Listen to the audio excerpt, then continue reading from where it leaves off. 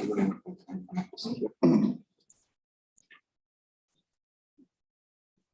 think it's now, we start with 5.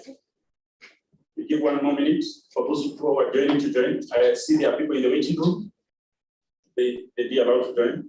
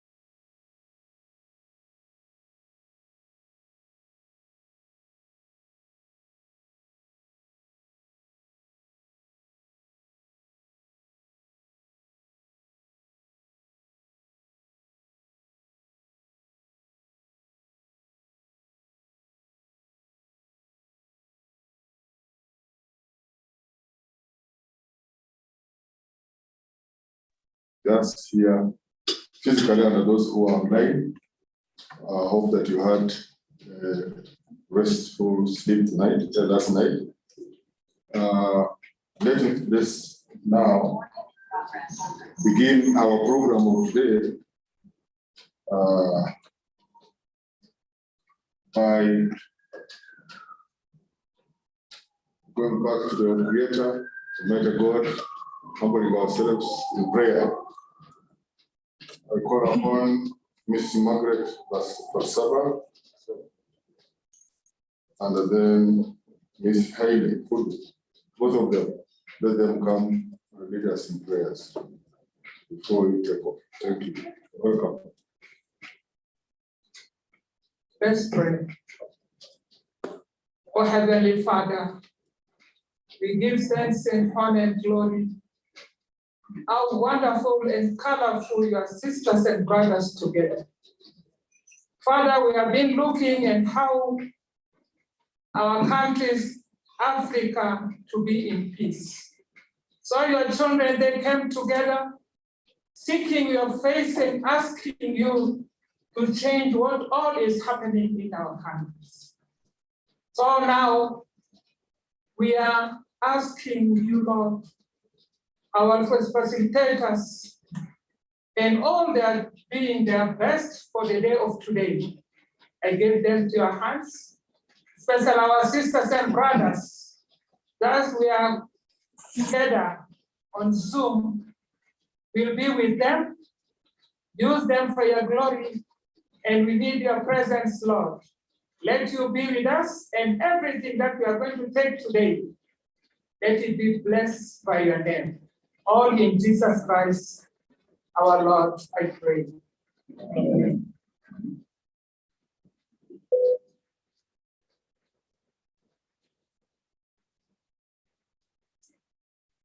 Do you have another prayer? Yes, it is online. Yes. Mr. Food, we are waiting for the prayer. If you are getting us clearly. Are you there? She's not. She's not. I think she's yeah. So let's solve that. It's enough that we have prayed, the Almighty God, step God. Let's now, as the Secretary mentioned, we are going to skip the group photo program. We're going to stop praying. I welcome you, participants in this assembly, both physically and those who are online. I thank you for the work you did yesterday in my absence. We had rushed to Kampala, as I mentioned to you. We had a consultative assembly which brought together close to 200 religious leaders from all faiths and from across the country. It was closed yesterday by Right Honorable Prime Minister representing His Excellency the President of Uganda, so I had a great rush from Nairobi. Thank you for what you did yesterday, and let's pray that today's program will be blessed by the Almighty God as we have opened our city in prayers. Now, without wasting time, we had group discussions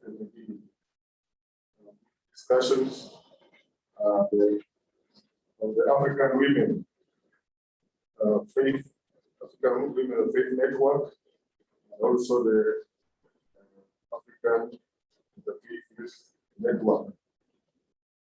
They had pre-assembly meetings.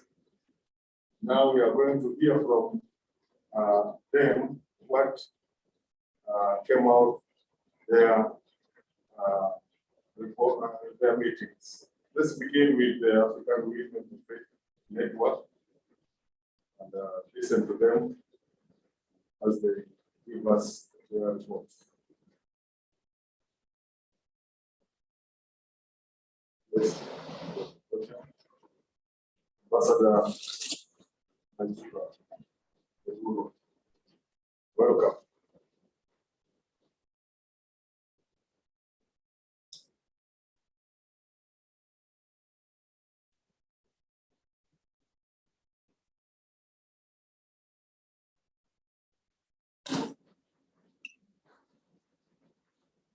About 10 minutes. I'm going to,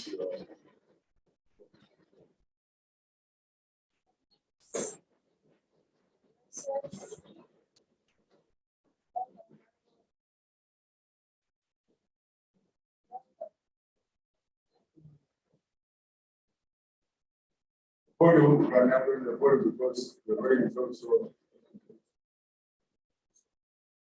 Hello, you can hear me now? It's okay, it's okay. The sound, it's just hard to speak, but the sound is okay.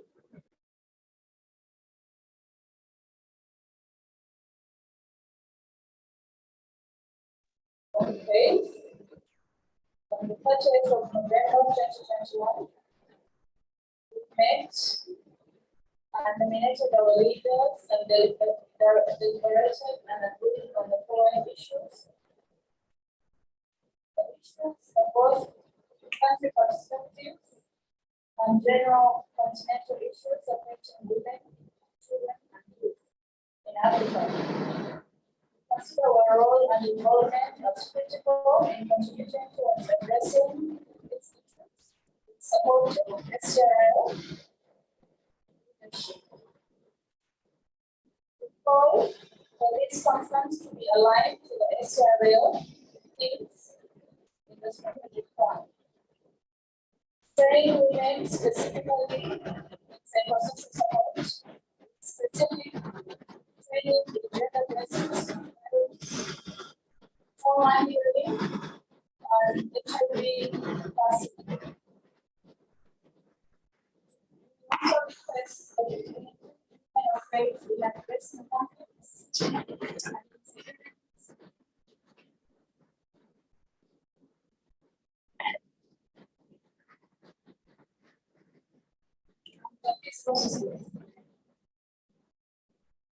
equality and equity. Society is still like a triangle. The women's still experience some level of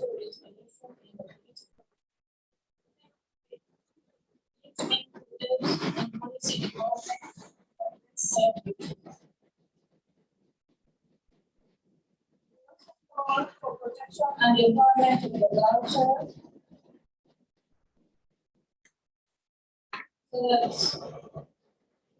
social activities, especially against the child, about that both boys and girls are so that we prevent child marriages, child pregnancies, and also the other issues that came in due to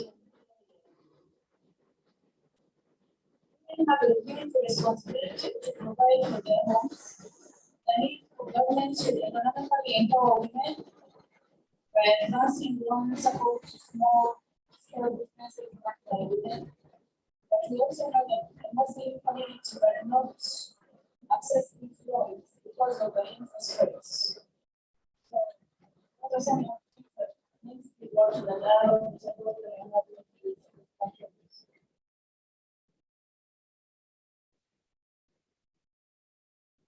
need to be skilled, especially in mediation, negotiation, and dialogue, so that when they are accountable for when they're in the process of peace building, they have the skills.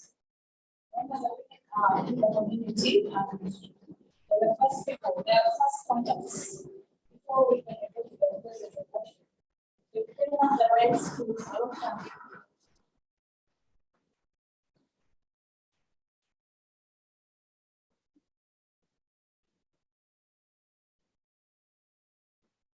Call upon the religious leaders to facilitate us, empower us, facilitate us, and work with us as partners in all this. We are looking at contributing to our work and our space through an e-newsletter, and we hope that ACRL will support this process. This work is amplified. So other people can share and think good practice from what we do.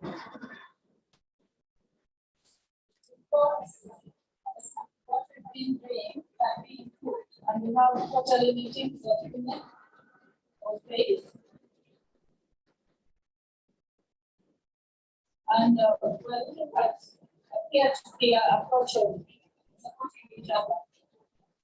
That different women of different things, and some are very good at something and have the experience. So we could learn from each other, either online or either newsletters or physically. Thank you so much. Thank you very much.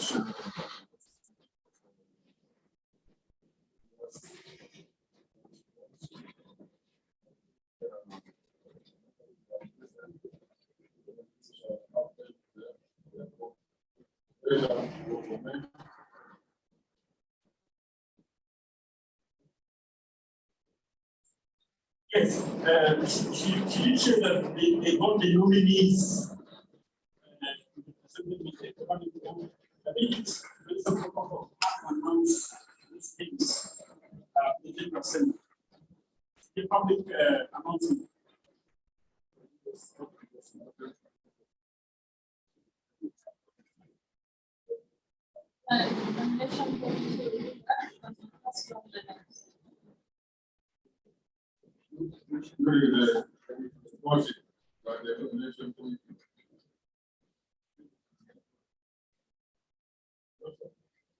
Yeah, we see the names at the nomination committee, but for the sake of transparency, to announce. Announcing is not a problem. Okay.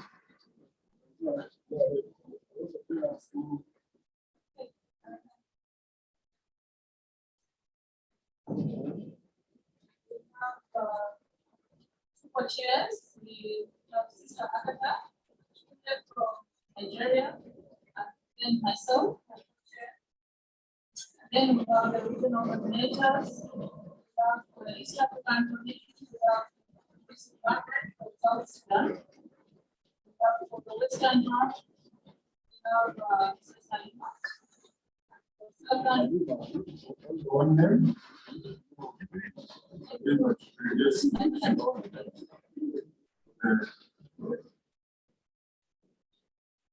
For southern part, we have Kenya.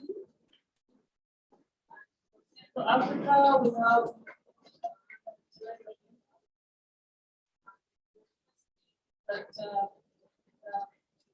ocean there's someone who can need to pay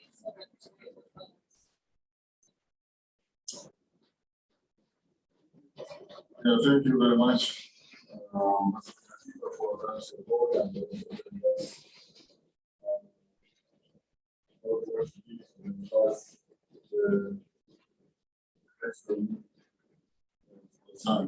so let's maybe let's continue to listen from the other group, the African Interfaith Youth Network. Let's listen to them.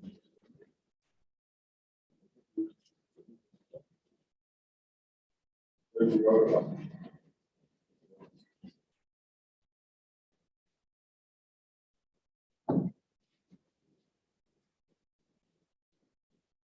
Excuse me. We're also competing with the rain, so you try to be very outdoor as much as possible so that before online.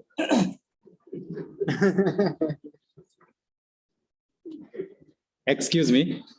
So we are trying to compete with the rain, so try to be as much audible as possible so that online participants can get the sound clearly.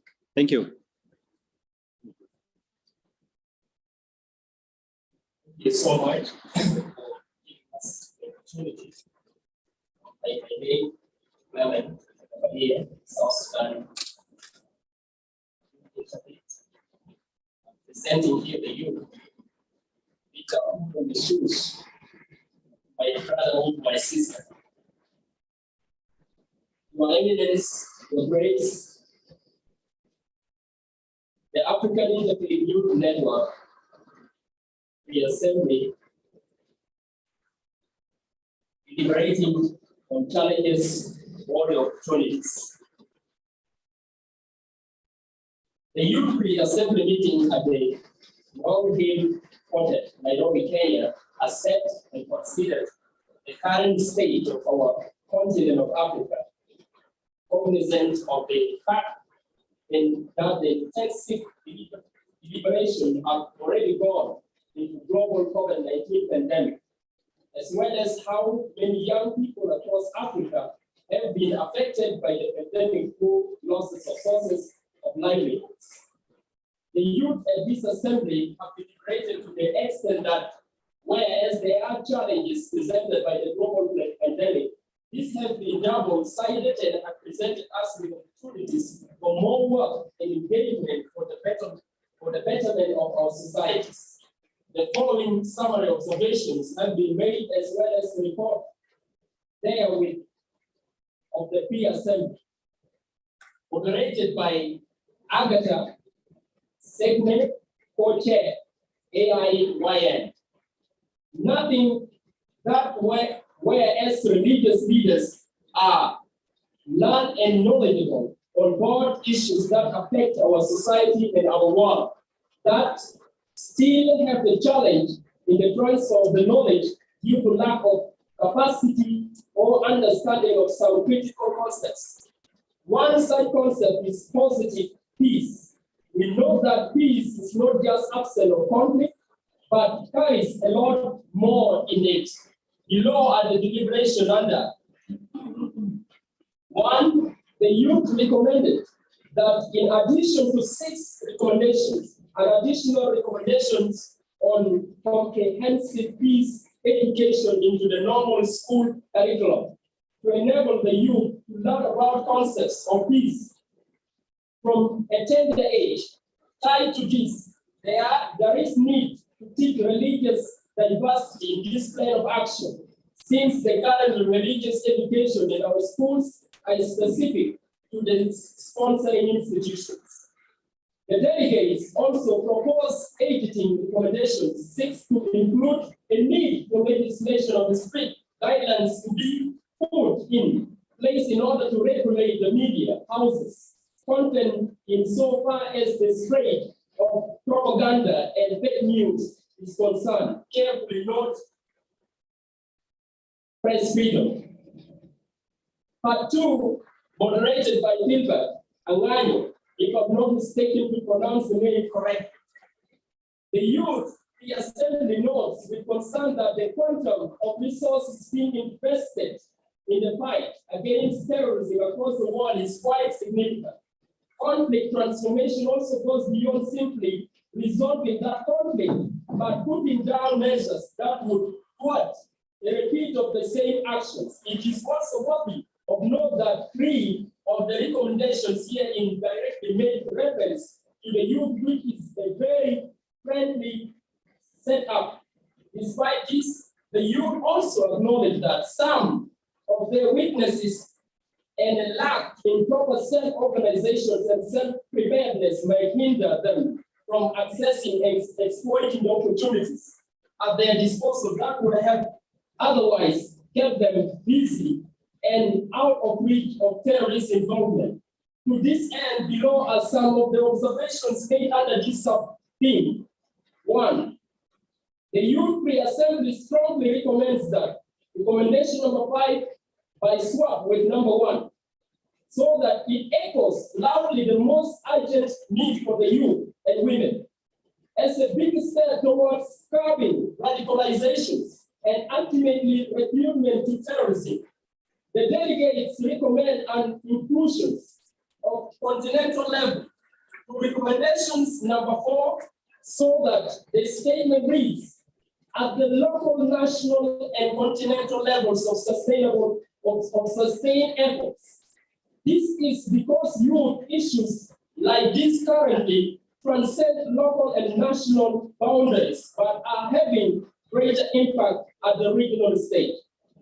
3, the Youth Pre-Assembly also notes that religious leaders should take a personal responsibility and a leading role in giving proper interpretations of their respective scriptural rights and references that have been earlier misused to misrepresent their stand as a religious community.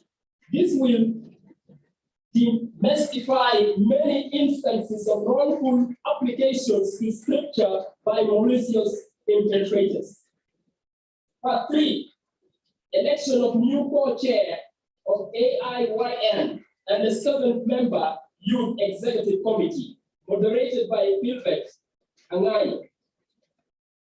The Youth Pre-Assembly, in exercise of their constitutional mandate of having new representatives in every 5-year cycle, consider the agenda to nominate a new Youth Executive Committee as per existing guidelines, and after a well-balanced deliberations on the same consideration, the gender, religious, and geographical representation. The below youth were nominated provisionally to guide the Africa Interfaith Youth Network. 1, Benson Makusha, Catholic from the IYCS, from Southern Africa Regional Hub, Zimbabwe, co-chair of the AIYN.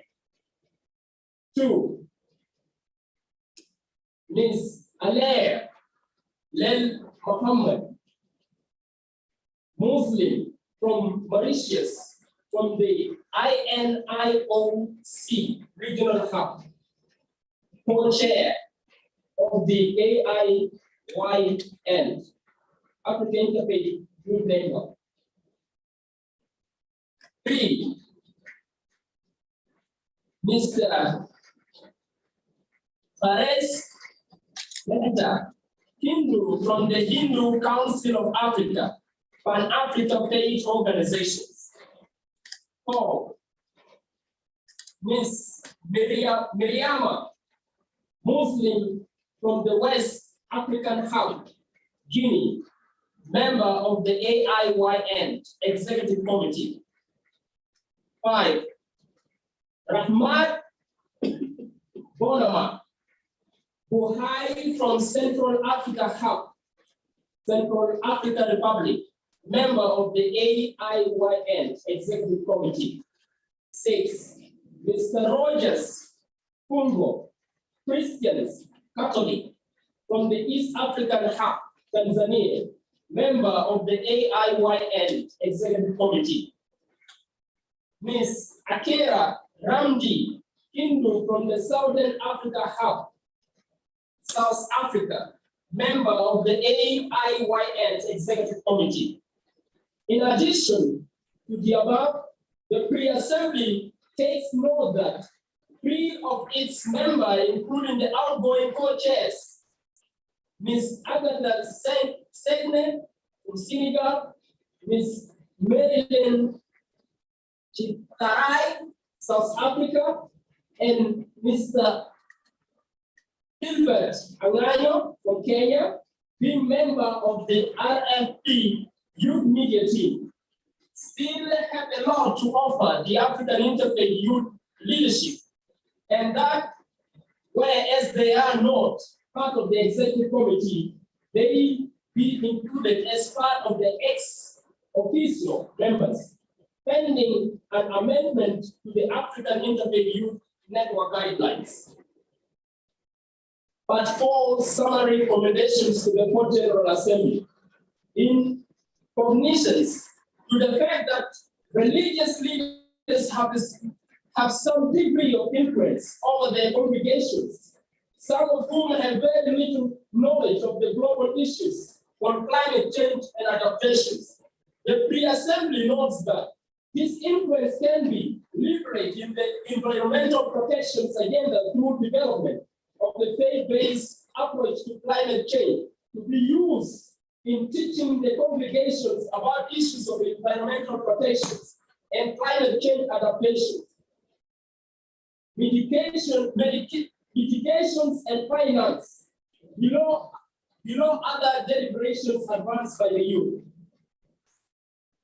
The delegates propose an additional recommendations to highlight the ethical explorations and management of natural resources like minerals and how this affects the lives of young people. In this regard, emphasis should be on how to adopt the vision of good stewardship in the management and use of these natural resources. The youth also highlighted that their role in advancing this theme by emphasizing through joint national and regional initiatives to champion a coordinated way of interfaith action against climate change.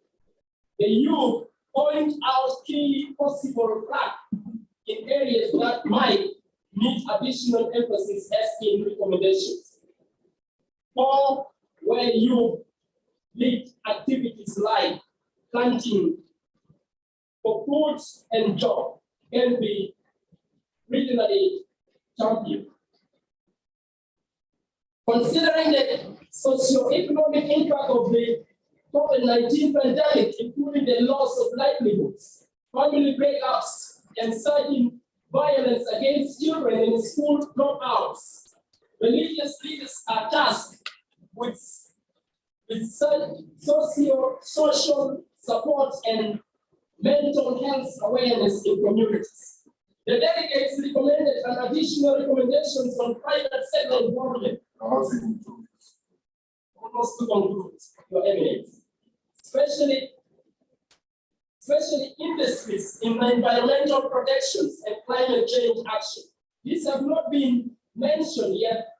Their role in environmental degradations is clear. In conclusion, the youth at the 2019 pre-assembly have made an unequivocal observation on the lack within our ranks, particularly the slack capabilities to self-organize, enlisting the expertise of the professionals within our ranks in order to thoroughly research on emerging harmful practices so that we will build irrevocable knowledge on the same in order to distinguish the good from the bad. This will give confidence for efforts, even as we teach the society to remain within God's protection and provision for our common good. Informed advocacy will be the very weapon within which to counter some of the complex ills in our society. Thank you so much, Your Eminence. Thank you very much, Chair, for the presentation of the report. The pre-assembly meeting regarding Africa Interfaith Issues Network. Thank you very much. Now, members, I think we have received the report from the Women of Faith Network.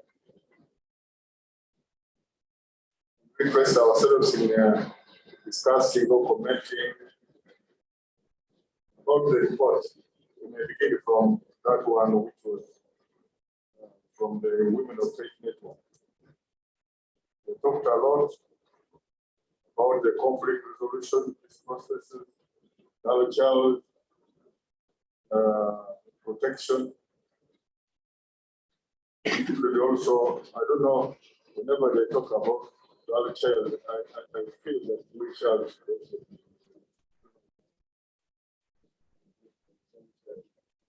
our own children. So, our child economic empowerment. Then there was an observation that Muslims may be left out in the development programs and poverty alleviation because they cannot take loans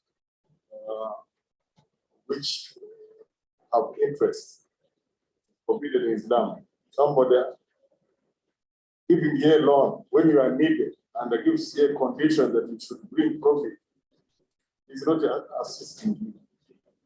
It's exploiting your poverty so that you go and work for him, bring back money, profit. That person is really assisting you. That is the position of Islam. And that is the reason why you are not supposed to bring back interest or to charge interest on a person. Then that one was also there. Then skills in the dialogue are necessary for the women. Then should work as partners. In every field, we should also involve women. Talked of a newsletter and requested the support for that newsletter to be meaningful. Then they gave us their own nominations. So members, anything about the report from Ambassador Najiba? Any reactions, any comments? Yes. Ibrahim, and then from the back there, please. Morning, everyone. Thank you, Chair, for this opportunity.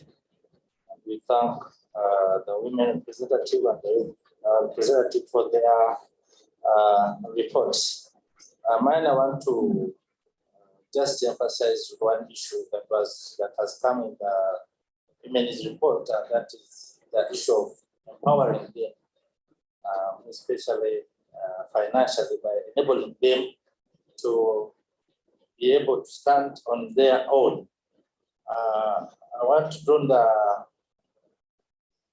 suggestion that was presented by Madam Halima that in my degree, when the Boko Haram group was starting, the ladies knew. Some of the mothers had an idea, and they didn't know that it would get to this magnitude because their children kept on telling, for those who got to know that you are promised of some returns, people are saying that this plan work and shall be okay and then get back. If they were strong financially, probably they wouldn't have fun and pray for that. So it's something that is very serious that we need to look at very seriously, and we empower them. Besides that, we can also, by empowering them, we can also help addressing so very many issues like GBVs. Some of ladies get stuck in their marriages where they're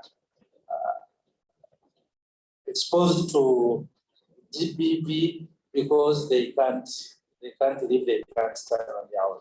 Thank you so much. Thank you, Dr. Then can go up there. Thank you very much. Good morning to you all.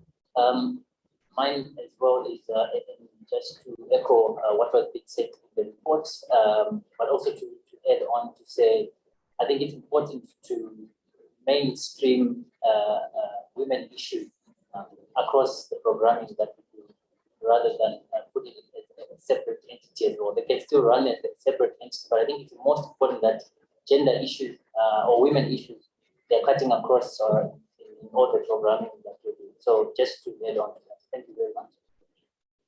Thank you very much. Yes. This is Bishop James Douglas Alexander from South Sudan.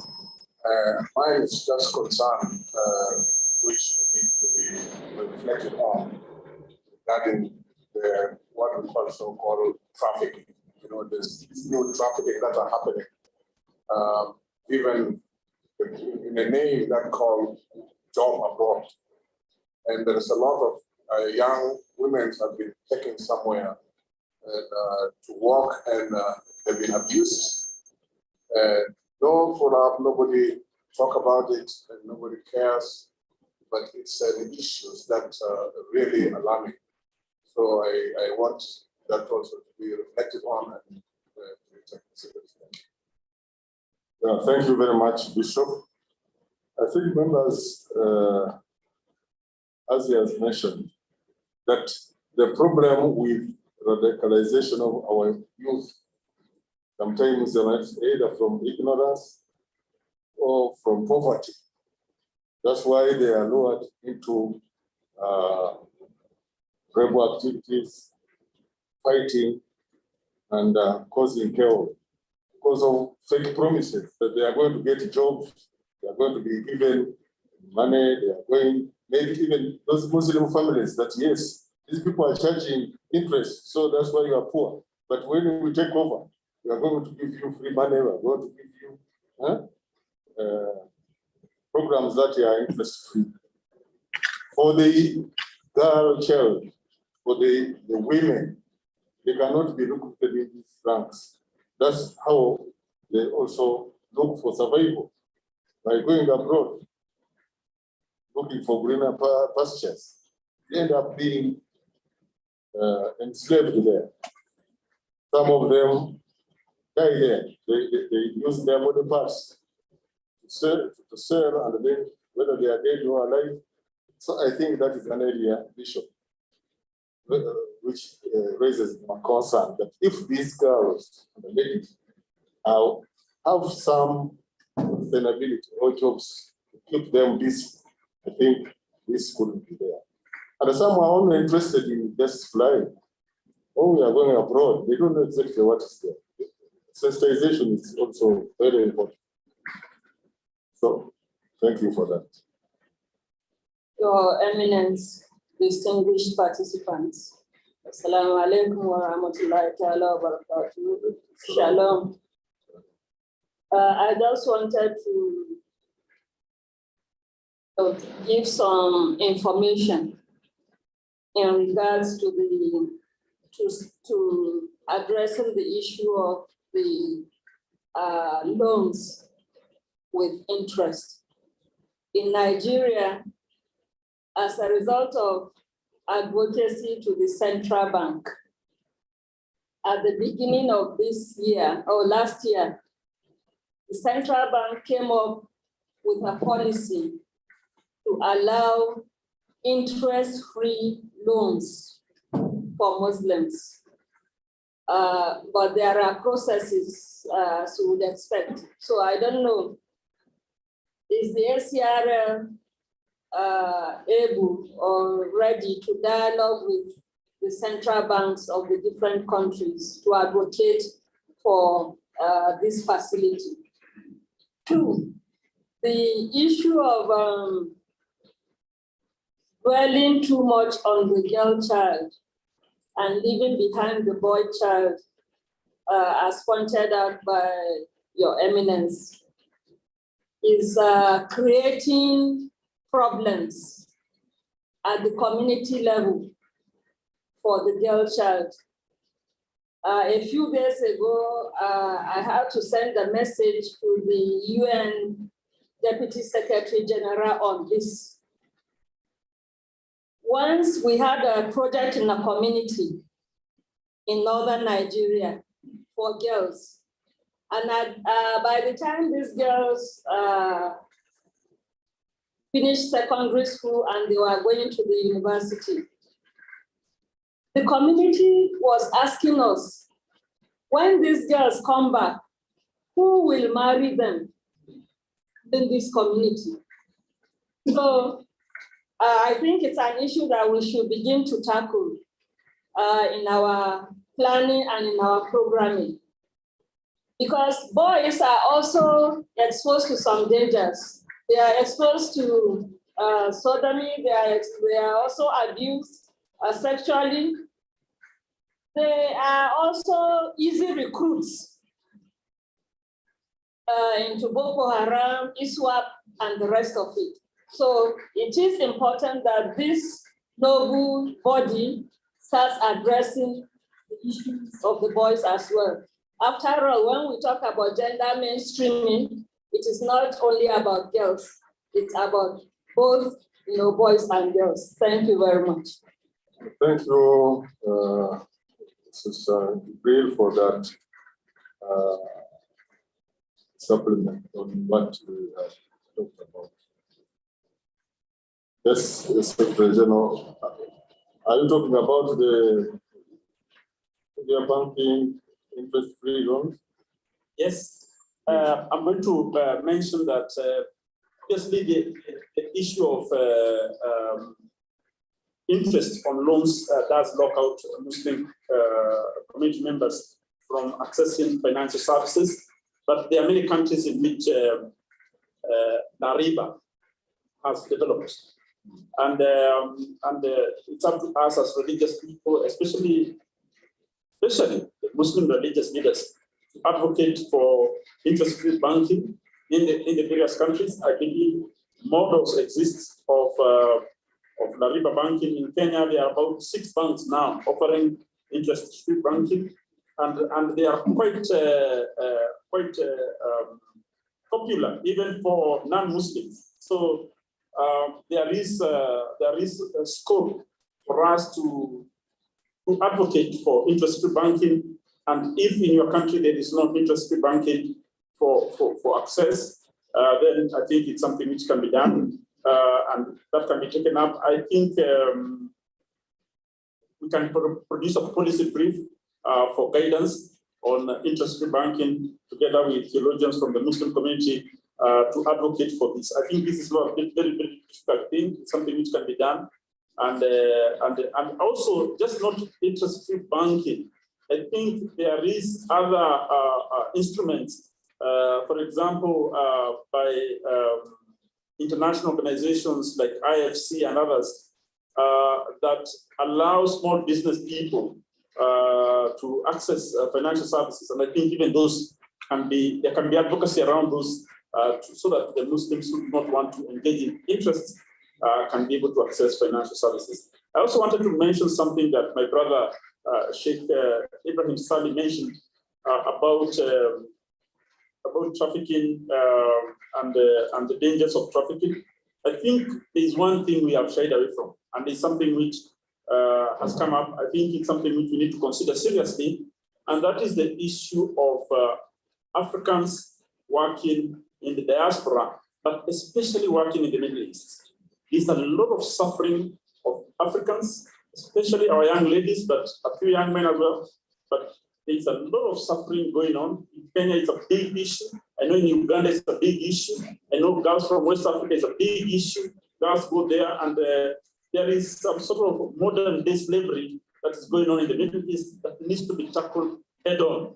And I think if the religious leaders in Africa are not advocating for the issues of our young girls working as domestic servants in the Middle East, it's very sad. I think it's time that this issue of our young girls working in the Middle East and the condition of modern slavery, where employers are selling workers in a market. You know, it's an online market, but it's a market nevertheless. It's very, very sad. It's something which should not be allowed, and it's something which religious leaders should speak up on. Thank you very much. Dear members, on this, should we make it part of our resolutions that we shall take back to our governments, our concerns? Because it should come out very clearly and loud that we are against girls and even boys being employed just anyhow, without conditions, without supervision, without monitoring what is taking place. Because these people who are doing business, they don't care. They want their difference, they want their commission. Once they are given, they send girls there, and they don't follow up to see how they are being treated. Some are brought back dead, and nobody inquires how it came and who is answerable to this. I think this one should form the place of the African Council of Religious Leaders to come out very clear on this, calling upon the government to make sure that they don't just allow companies to recruit people without very strict conditions. I think that one. Then on the issue of the banking, the interest-free banking, I think this one is a problem that was just Islamized from there. It's not Islamic. You know, sometimes there are some terminologies which make people fear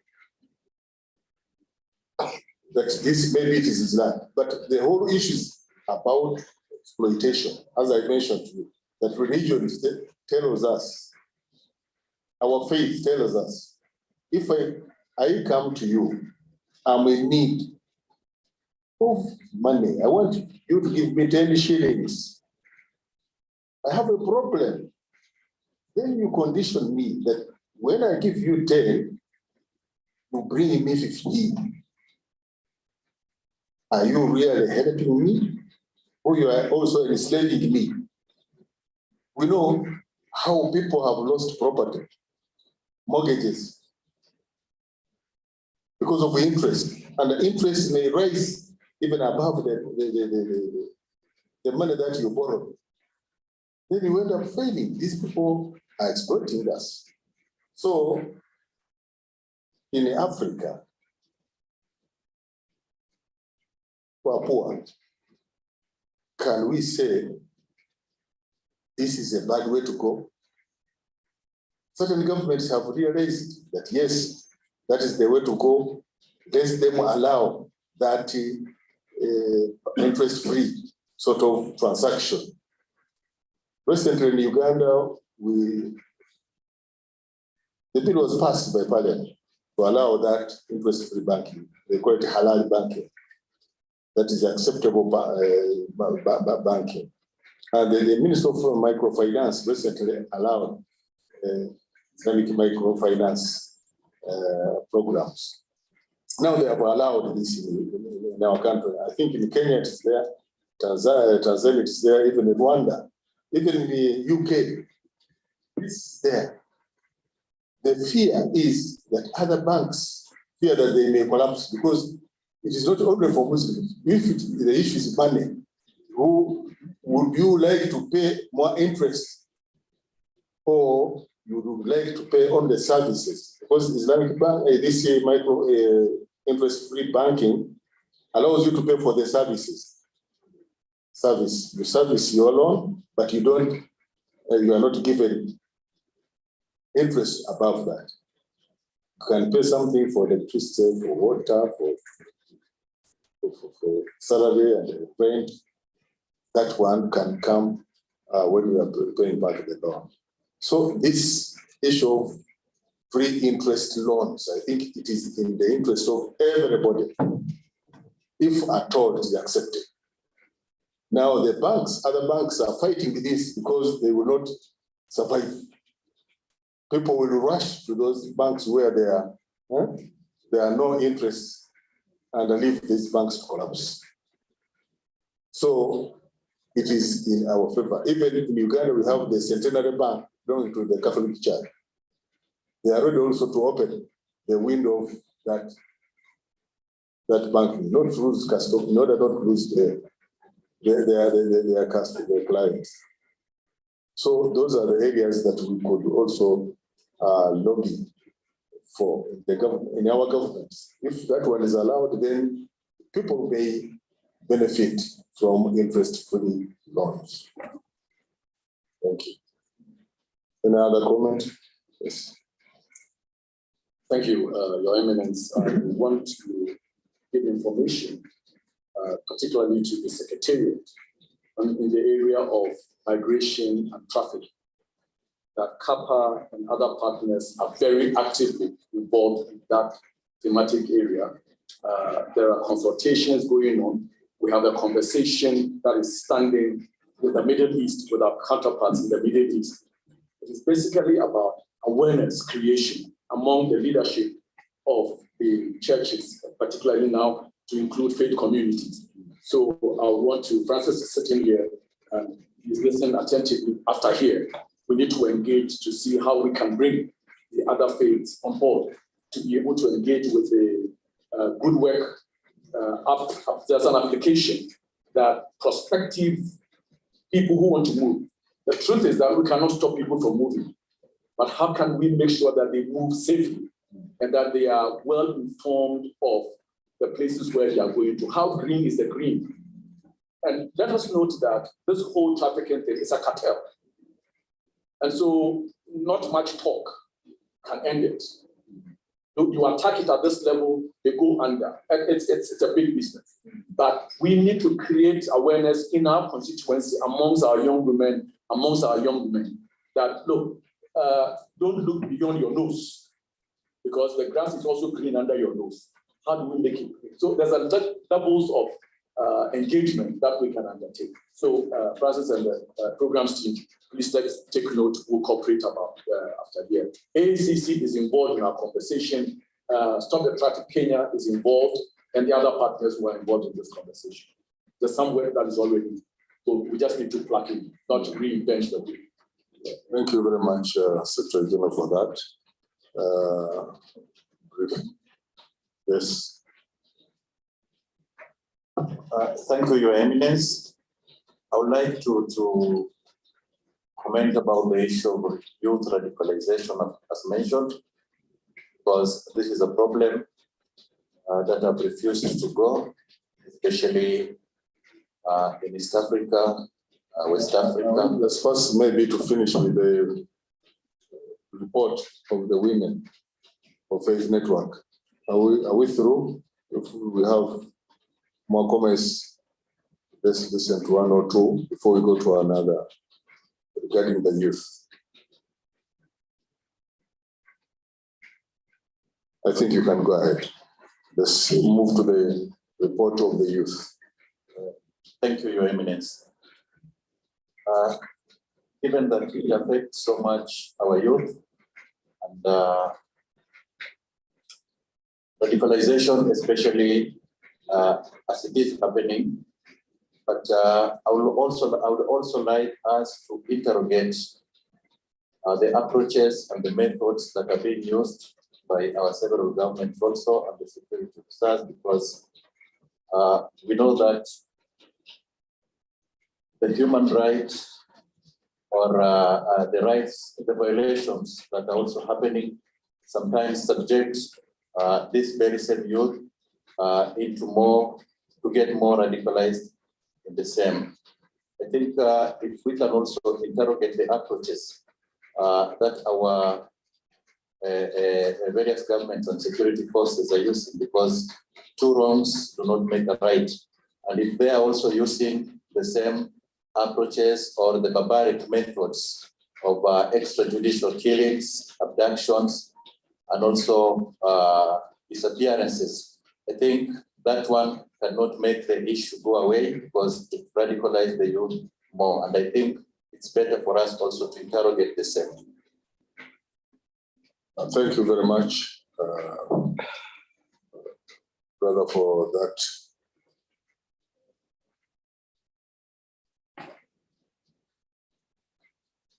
Information. You know, in Uganda recently we had bombings. Then there were arrests after the bombings. But it so happened that one of the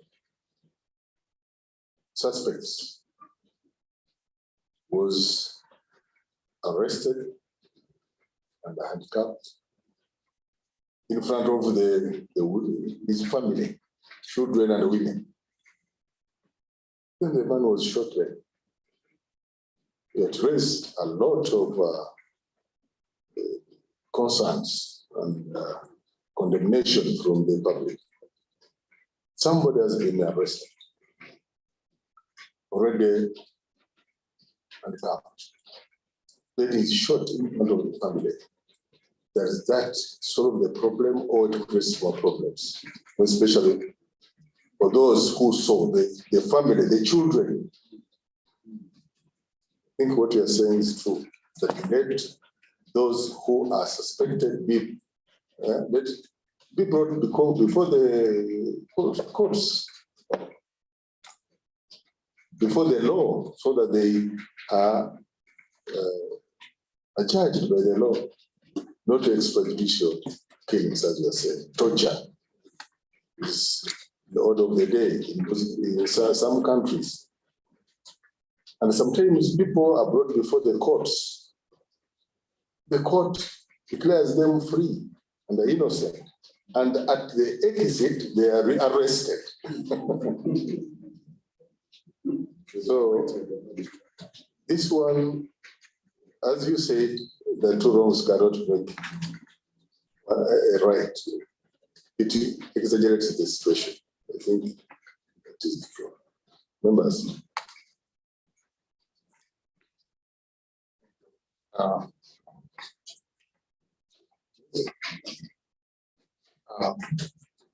Again, Mr. James, when I look at this issue of radicalizations and recruitment and the bombing that are happening, I look beyond bombing, because when it bombs out here, and now the government comes and try to find out who did the bombing. But the thing that we're not seeing is the radical change that happened in even our music industry. Our young people, the way they sing and the contents of the songs that comes out contributed a lot in recruiting of our young people to many different types of lifestyle, and which makes them vulnerable for all this what are happening. And the social media has been used in a way that is a good platform for our young people to recruit other colleagues. So the religious leaders has to play a bigger role in how can we really make use of our music industry. That will be deals with lives and with having that moral standards that will be able to help our young people to understand. You know, young people is strongly connected to music. Wherever there is a song or wherever there is a drum, you can see it packed. So these are the only platforms that the enemy is using to attract our young people. So the religious leaders has to play a big role in to shift this to become a positive instead of being negative. Even the way they dance.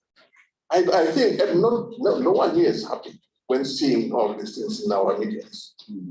And those are a big contribution on this, and we are silent about it. We can even see it in our rooms. And nobody wants to talk. Sometimes you just escape. You say this is for young people. No, it's not for young people.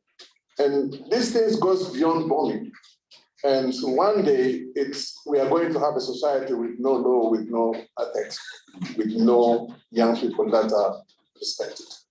So let us look at this seriously, and let us sanitize our people, and let us even pressure our governments to look and to impose some laws even in those industries that are coming. Thank you. Thank you, Bishop, for the contribution. It's true, sometimes in the song, the music, for us, for the Muslims, our music is a bit different. It's just mortalities, but sometimes you may find that even the music in the churches, somebody says fire, fire. This the battlefield is that's where there is a fire. Fire, fire, fire, fire. Same in the music, the discourse and the fire. And radicalization is all about fire. Terrorism is about fire. So what is the difference between the fire and the fire? I think we are together. Thank you.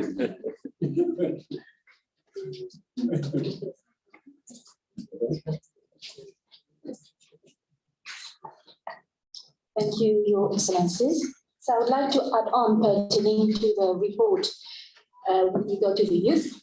First of all, I think the major question that we need to ask is how to guide our youngsters. I mean, the approach being taken is very important because we should do everything that is in our capacities as faith leaders to prevent them from entering in any type of gangs or even being drug addicts so that they don't become a victim of the modern-day slavery, as you rightly pointed out. So I would say at the level of the ACRL, it's very imperative for us to establish a capacity building framework for the youth. We need to empower them through training and through actions. I mean, engaging the youth in societal projects, concrete projects, because when you are undertaking a project, it is now that you engage yourself and you educate yourself. But when you just talk about it, it's just feed the brain and the mind. It's not enough. Training is good, but it should be accompanied with concrete actions. So I would suggest that if we have good societal projects whereby youth can be involved in, so that can really engage themselves.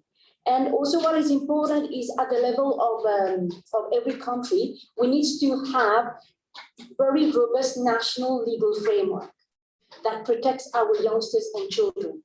For instance, in Mauritius, if I may give my country as an example, we have adopted a new Children's Act 2020, and we have established a children's code that is specifically designed for children. And that would be my suggestion. Thank you. Thank you very much, sister, our daughter. Yes, the youth, what can religious leaders do? We have the capital, the spiritual sort of guidance for our youth. Sometimes when it comes to how we can put, we can guide the youth or put them to some sort of activity that makes them busy, then the resources stop us. Don't have the money. It's the governments, our governments, which have the money. When you talk to them about these programs, they may have other priorities, which are political, the world, instead of looking at this. Because what is upon us, first of all, to guide our youth, tell them, attract them to come to our places of worship, give them the message, and then whatever activities you feel they can be involved in, let's also design them. Where possible, let's try to occupy them. Where possible, let's recommend to our governments that this could be the way to go. Because we are not alone in the field. We have the spiritual capital, and our governments have the financial capital. If we join hands together, then I think programs may be easier. So lastly, do you have anybody? Because we are running out of time. Madam Halima. Yeah, Your Eminence. I think we should be very much concerned about the youths who do not come to our worship centers. And these are in the majority in most of our countries. So I would suggest in our planning and programming, we should have programs that target local youths. They have associations. Sometimes they are in football teams. Sometimes they are in the young farmers, association in their communities. There are several of these, associations to which the youths belong. So we should be looking at those, engage with them, and find out in what ways can we work together with them to reduce their vulnerabilities. Thank you. Thank you very much, Ms. Halima, and that brings us to the end of this session of reports from the pre-assembly meetings of the Africa Women of Faith Network and also Africa Interfaith Youth Network. Thank you very much, and thank you for your contribution. Now let's move to another item on the program, the Secretariat Progress Report 2017-2021. Secretary General Dr.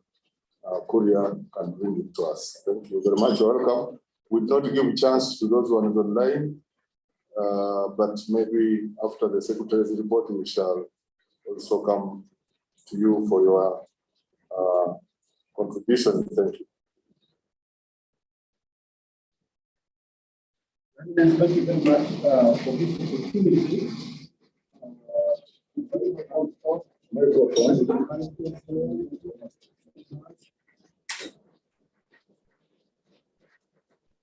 Eminence, thank you very much for this opportunity to give a progress report of what has happened since the last General Assembly.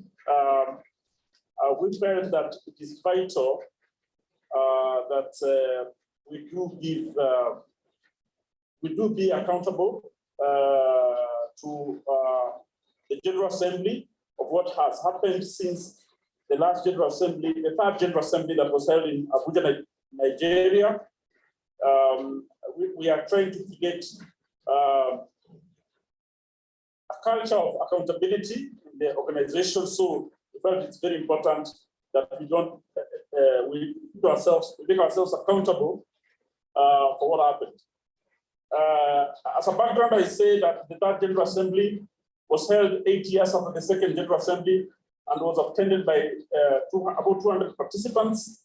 It was a joint meeting with something called Africa Works. So it was basically sponsored by Religions for Peace and the GHR Foundation and USAID, and we held it alongside.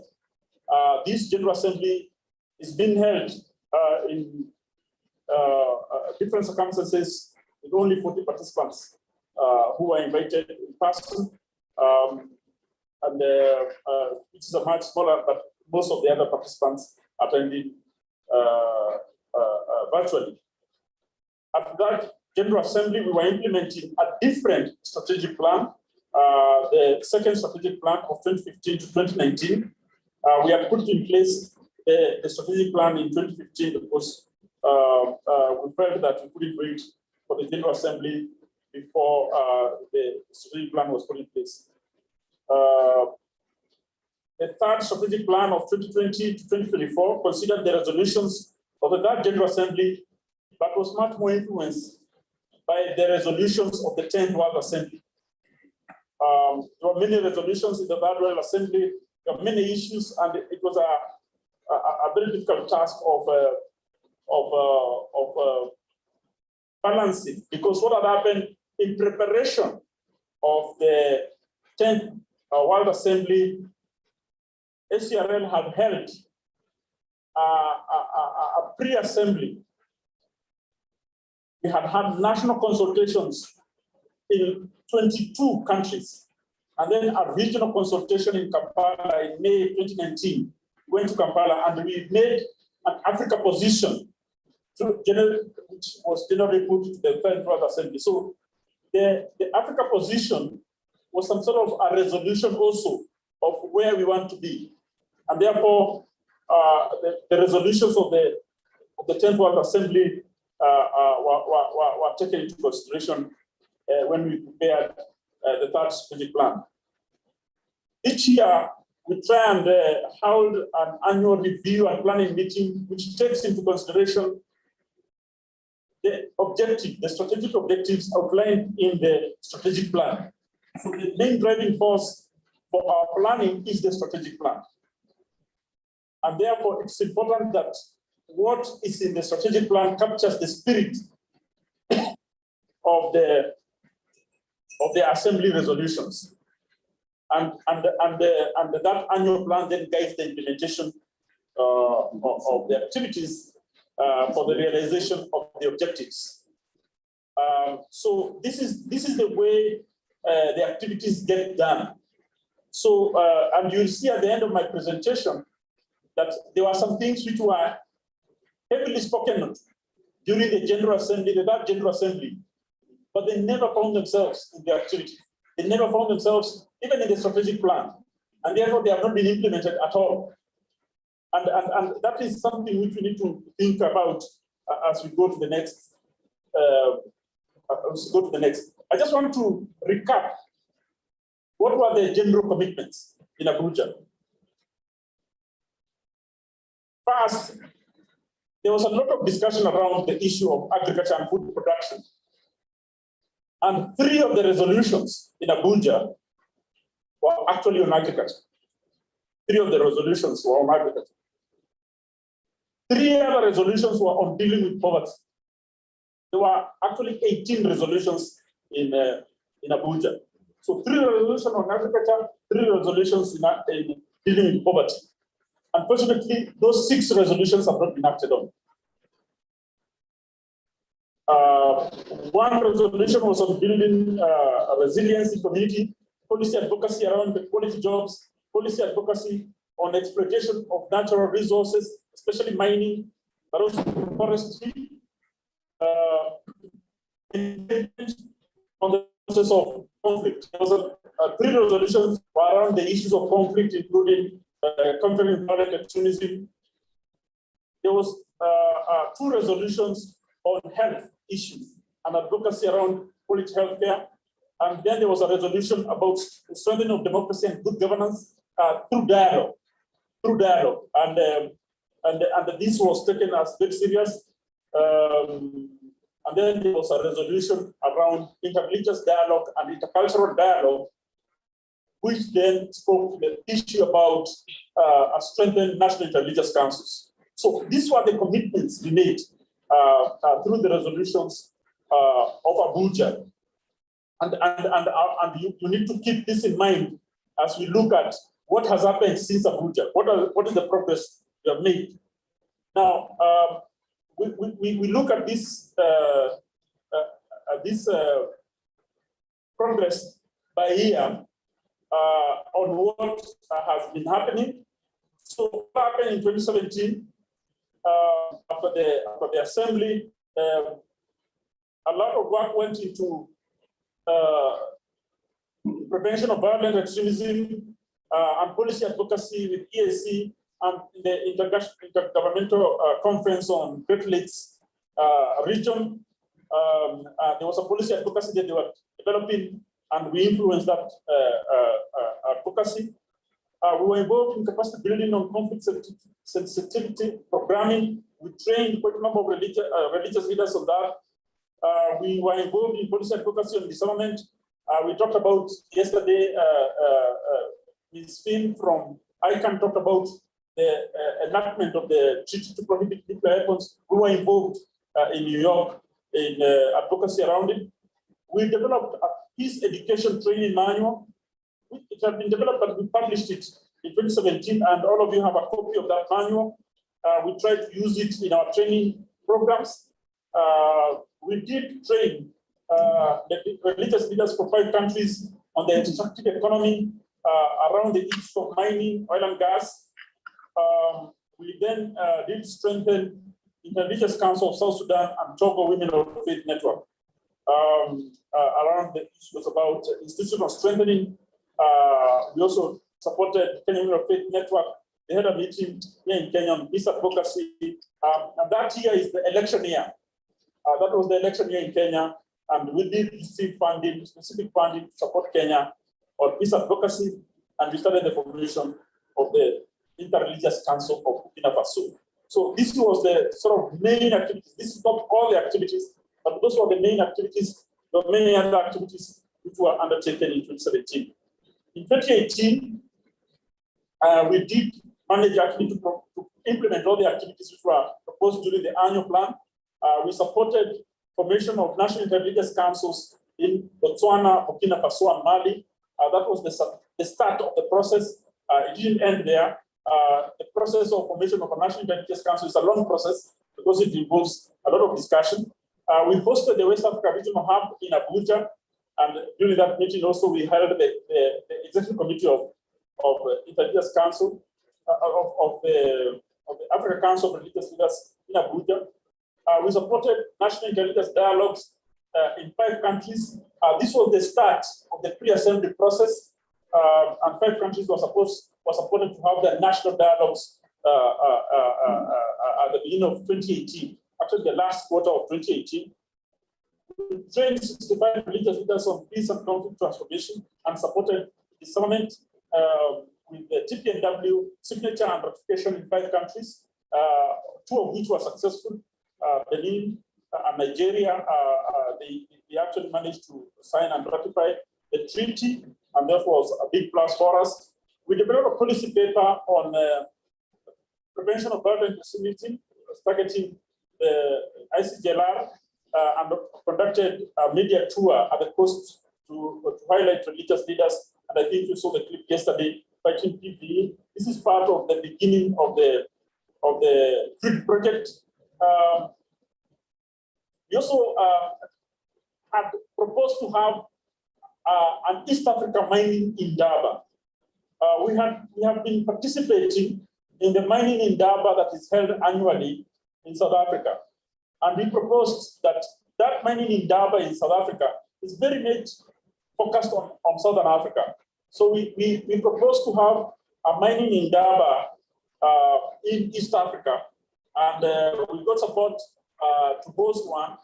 We co-hosted with several civil society organizations, and it was focused on mining, on oil and gas. And this was supported basically by Diaconia. And it was an interesting discussion and resolution, and advocacy messages were developed through that. We also trained 300 trainers in 5 countries on child survival and development, who reached 519,000 congregants with messages around child survival and development. This was the beginning also of our processes for the assembly, the 10th World Assembly, and we developed a toolkit for this training for religious leaders. So this was the main activities undertaken in 2018. In 2019, we did quite a bit also.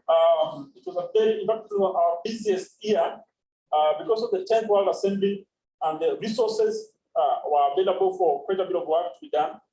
We established the Eastern Region Regional Peace Response Team, and this team was supposed to go to DRC and Burundi, and they did some work there. We developed the alternative narratives to combat radicalization and violent extremism. The idea behind this was that there's a lot of literature and a lot of social media messaging encouraging young people to join radical groups. Initially, we had the thought of countering violent extremism. How do you produce counter narratives? But when we went to the theologians, they said, no, create your own narrative. Don't argue with them. If you get into an argument, you're saying this, now you are saying this, to counter what they're saying, that actually may encourage. So instead we say, start your own narratives and alternative narratives that explains and helps educate young people on what should be happening and how they should approach some of these. And this has gone on since then, and a lot of work has gone around it. We have done quite a bit of work around developing those narratives, and now they are very, very fine, and they are being used in many places. We also developed and shared a paper on cultural theology in Africa, and I want to recognize the encouragement of our treasurer who has come today, Reverend Canon Kaiso, who was very much encouraging us at the Secretariat. Why are we saying we want democracy in Africa? Democracy based on what? And there was a question like that yesterday. What is the basis of that democracy in Africa, given the ethnocultural milieu in which African countries find themselves in? Can you develop a theology around it to support our push for democracy in Africa? And the paper was developed around that. It is not. I think it can be developed further around that. We also did institutional strengthening in DRC, the CNRP, the Council for National Religions for Peace in DRC. We had 5 visits there. Actually, the most visits we've ever done in one country. But we were very, very keen on ensuring that the CNRP is revived and has a good policy framework because we needed them to do quite a bit of work around peace building in their country. And we even organized a solidarity visit by religious leaders from Uganda. So 5 religious leaders from Uganda visited DRC to share with them the success of what had happened in Uganda, because Uganda is one of the success stories as far as the organization of the National Religious Council is concerned. So we took 5 religious leaders in Uganda to share with their DRC colleagues how to organize their interreligious council. And we are glad that the interreligious council of DRC has gotten a bit of traction, not as much as we had hoped, but it has gotten quite a bit of traction. We also did institutional strengthening visits to Burundi and conducted an organizational capacity assessment. I'm sorry for all these abbreviations. OCA means organizational capacity assessment, and we also later organized a capacity building workshop for their governance structure to be able to revive Burundi. At that time when we visited, the Interreligious Council of Burundi had actually closed office. And we went there and were able to revive the office. And now they're operating quite well, and we're very happy for what has happened. In July 2019, we were very happy to go to Ouagadougou and launch the Interreligious Council of Burkina Faso. It was a very joyous moment for us to be able to launch the Interreligious Council of Burkina Faso with the top leadership of the religious leaders in Burkina Faso. We also supported a national peace festival in South Sudan.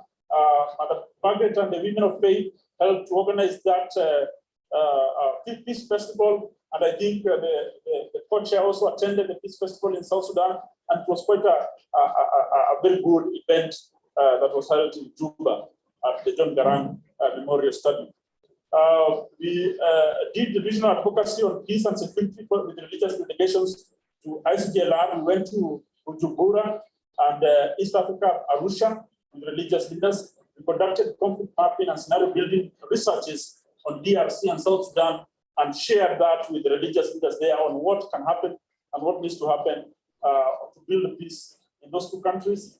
We supported 60 master trainers to train 171 congregational leaders, and this reached more than 390 congregational members of child survival and development messages. We participated and made visits to launch the Interfaith Rainforest Initiative in DRC. The Interfaith Rainforest Initiative is an initiative of UNEP, Religions for Peace, and the government of Norway. And it's being implemented in 5 countries globally, 3 in South America, 1 in Africa, and 1 in Asia, that is Indonesia. And the initiative is to try and save the global rainforests. And those 5 countries hold more than 70% of the global rainforests. And these rainforests are being depleted at a very, very high rate. In fact, they are losing more than 6% of the global rainforests are being lost every year. And there is a global initiative to save them from further loss because they are the lungs of the world. If these rainforests are destroyed completely, then the issues of global warming are going to become even worse. And therefore, the launch of the Interfaith Rainforest Initiative in the DRC was a big event, and we helped organize and attended the launch ceremony, and it was quite successful. We supported 22 national consultations and 2 regional consultations and separate excuse me, do we have a written report? On this? Yes, your report. The whole report. You have copies? We have copies for each year. Very detailed report. You know, like now this is 2020. We have 2019. No, this one you have given us. No, this is just a summary. Can we get copies of that? You can. Yes. At the end of it? Yes. Because we are going with 2 minutes. I don't know.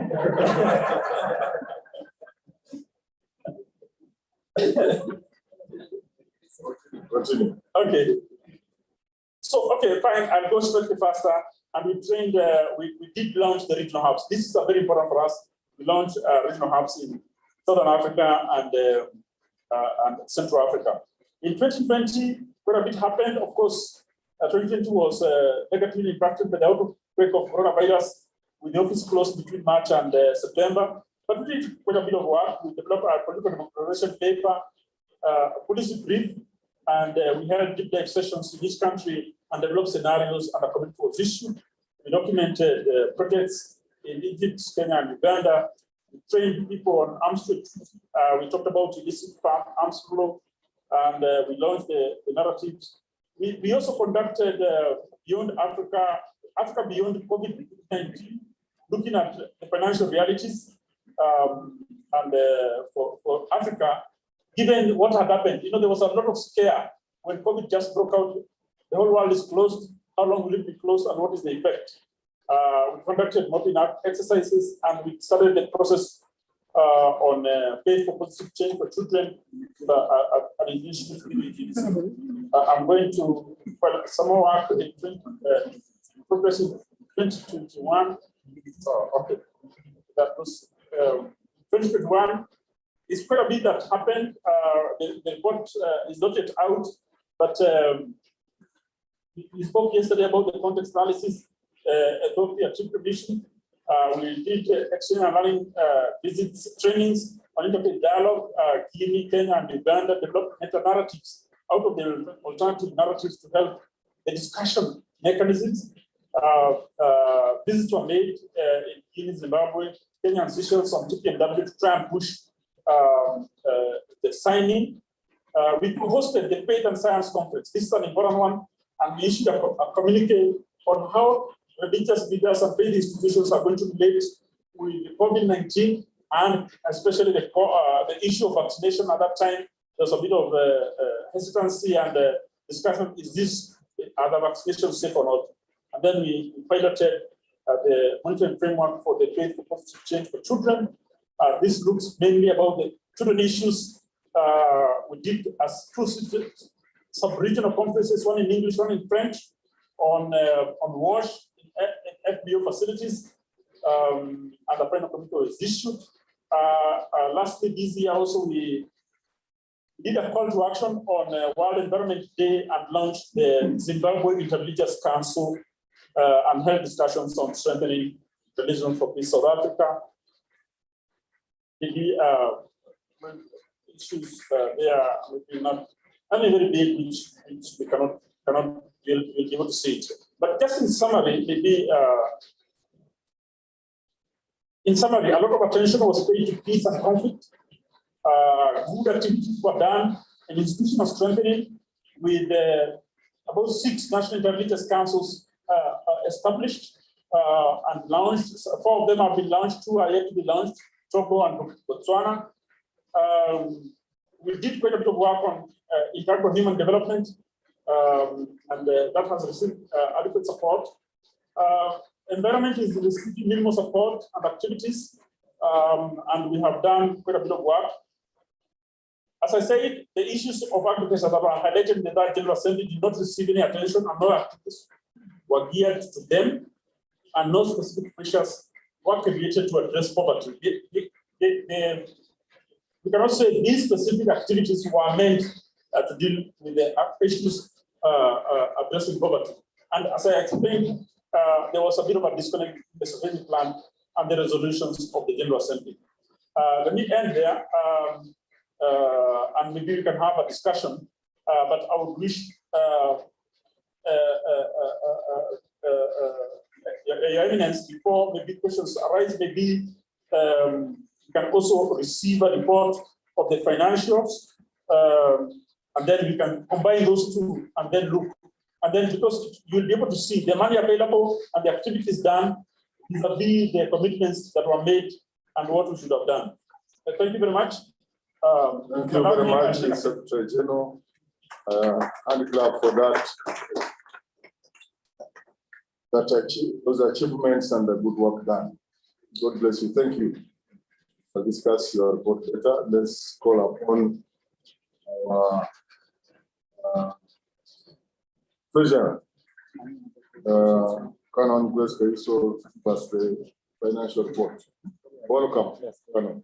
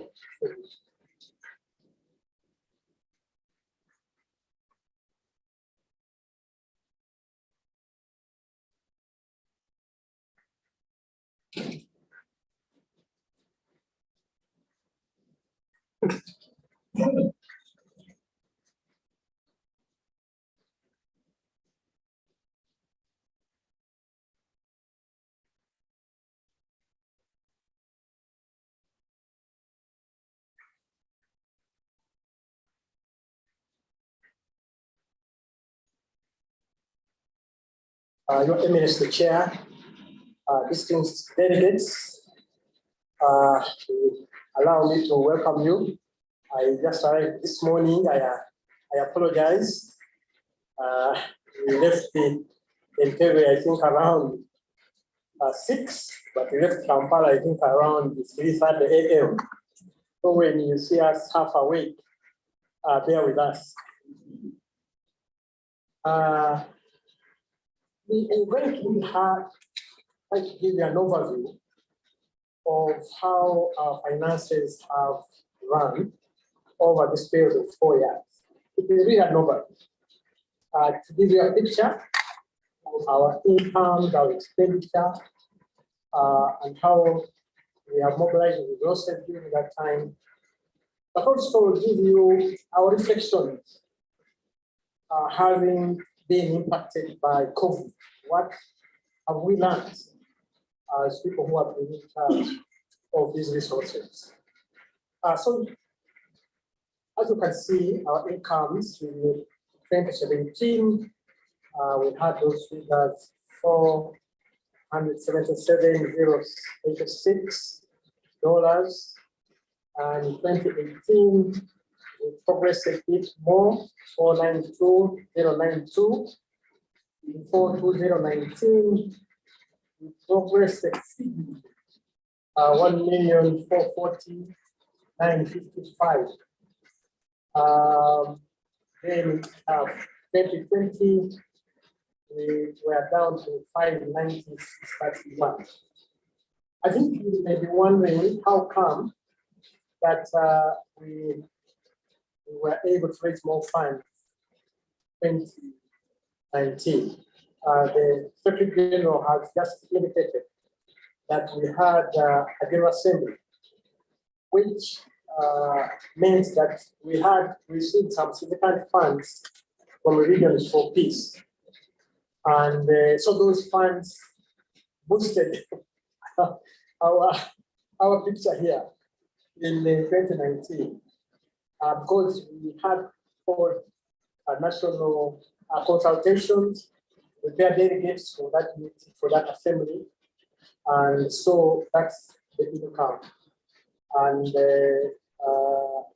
I think that's really the explanation for that. Next page. Yeah, that's just a comparison of what we have just seen. Can we continue? Our expenditure 2017 was 261,875, 2018 495, 574, 2019 1,492,282, 2020 was 471, 726. The same explanation there. The income that had come through was expended for the General Assembly. That's just a different representation of the figures.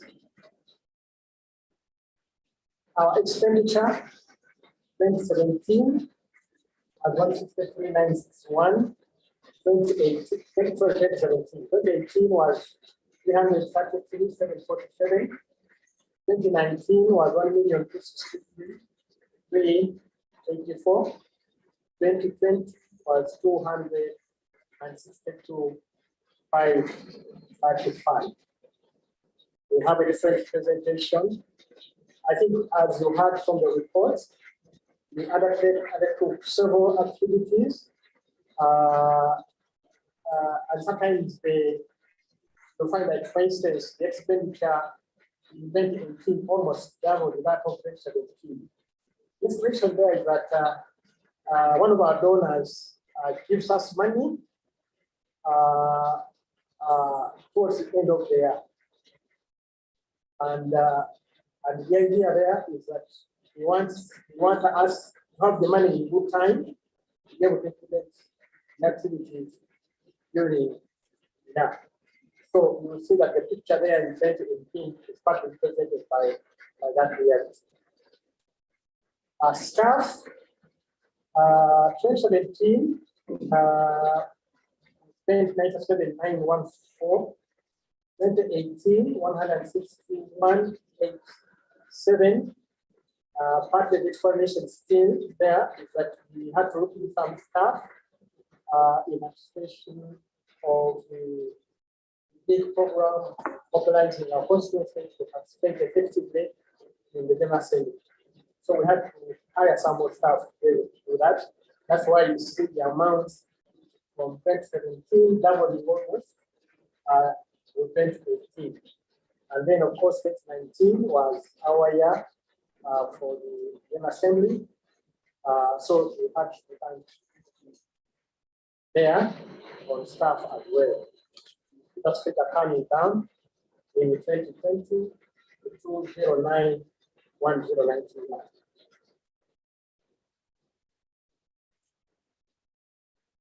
That gives you an overview of the picture of our current position. The non-current assets, as you can see, by 2020, we're at 980. Current assets by 2020, we're at 569,974. Current liability, 43,475. Net assets at 536,359.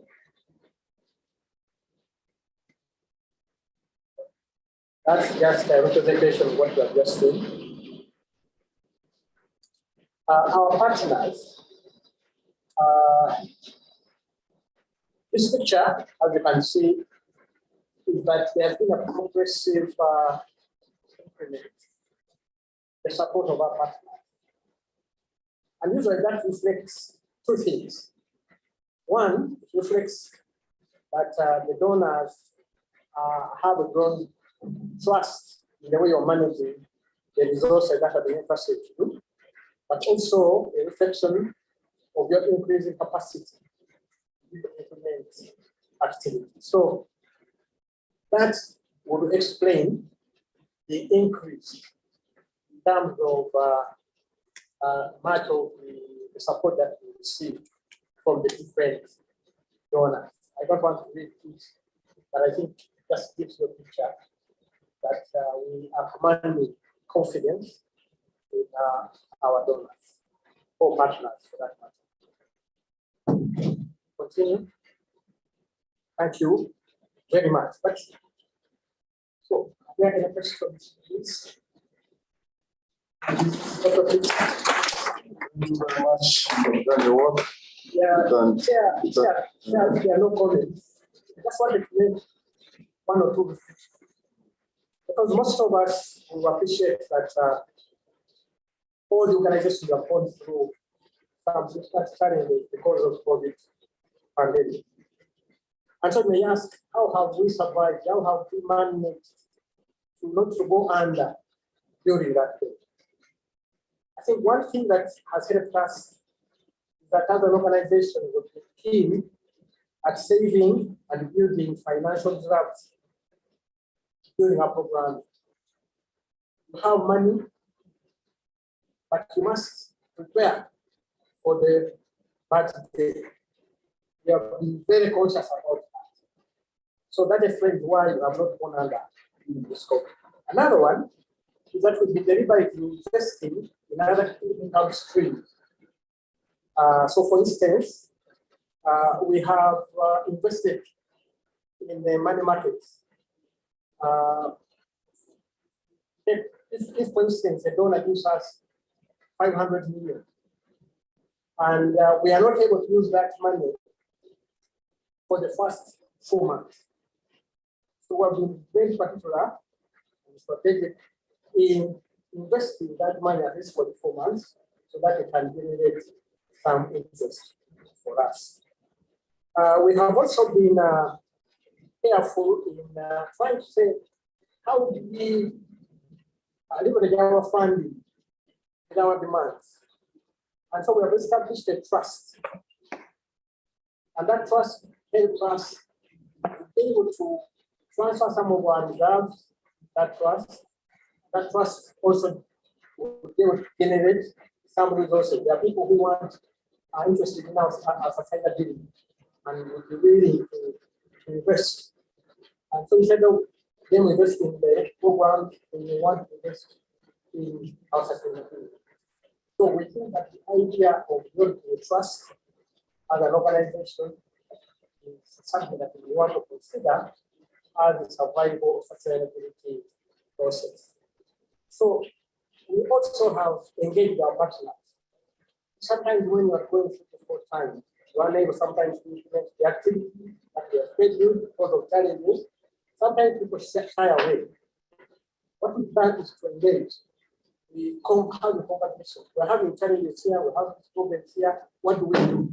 So that there is a way to have some kind of collective decision making around the challenges we are facing better with our donors. So reflecting back, we think that the COVID experience has taught us. It has been something that we have benefited from, because that we have reflected back for you. It has emphasized or proved that some of the strategies that we had in place before COVID actually work and are helping for us to be able to move forward. So let's not waste this time.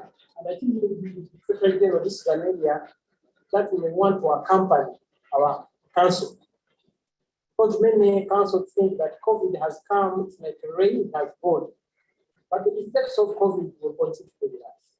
So we need to find a way in which we can accompany the council to reflecting on the impact of COVID, the possibilities that we can draw from that, lessons that we can draw from it, and begin to plan better, find ways of how we survive in situations of crisis, to adapt new ways of working, and ways of how we can grow out of this type of crisis. Thank you so much. Thank you very much. The thank you is still there. Continue to thank you for the presentation. Yeah, thank you. Another hand clap for the team for managing the finances of the council. Now, members, we have listened to the two presentations from the general. We saw the programs, a wide range of them, which have been implemented, but there has been, in all what we have heard, that there has been a steady progress. As I told you at the beginning of this assembly, that ACRL was at the was about to collapse completely. It was on oxygen. So when we got our new Secretary General, we removed it from oxygen, and now I think the patient can jog around time, expecting to come back to the rest. So we thank him, and I think you can clap for the two, because the treasurer was also extravagant. They wouldn't have saved. You have seen that there has been a steady progress.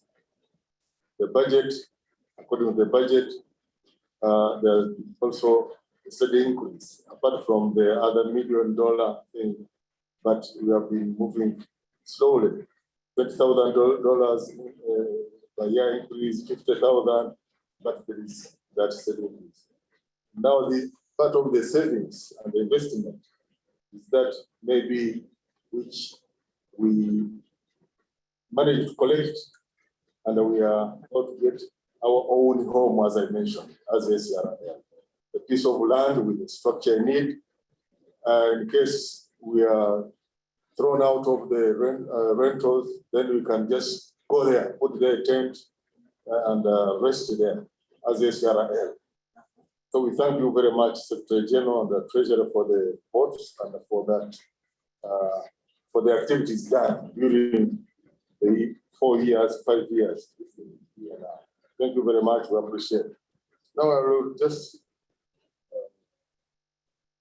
request members to discuss about the report, both reports, generally, so that we comment on them. For the treasury, we wanted just, according to the budgets, I think, do you have the detailed report about this? Or that is the brief?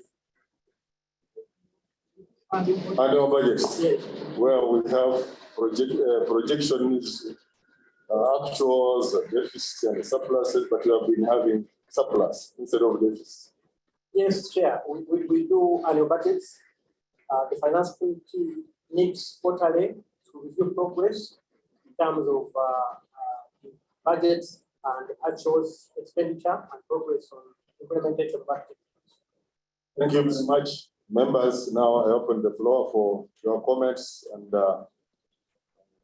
observations.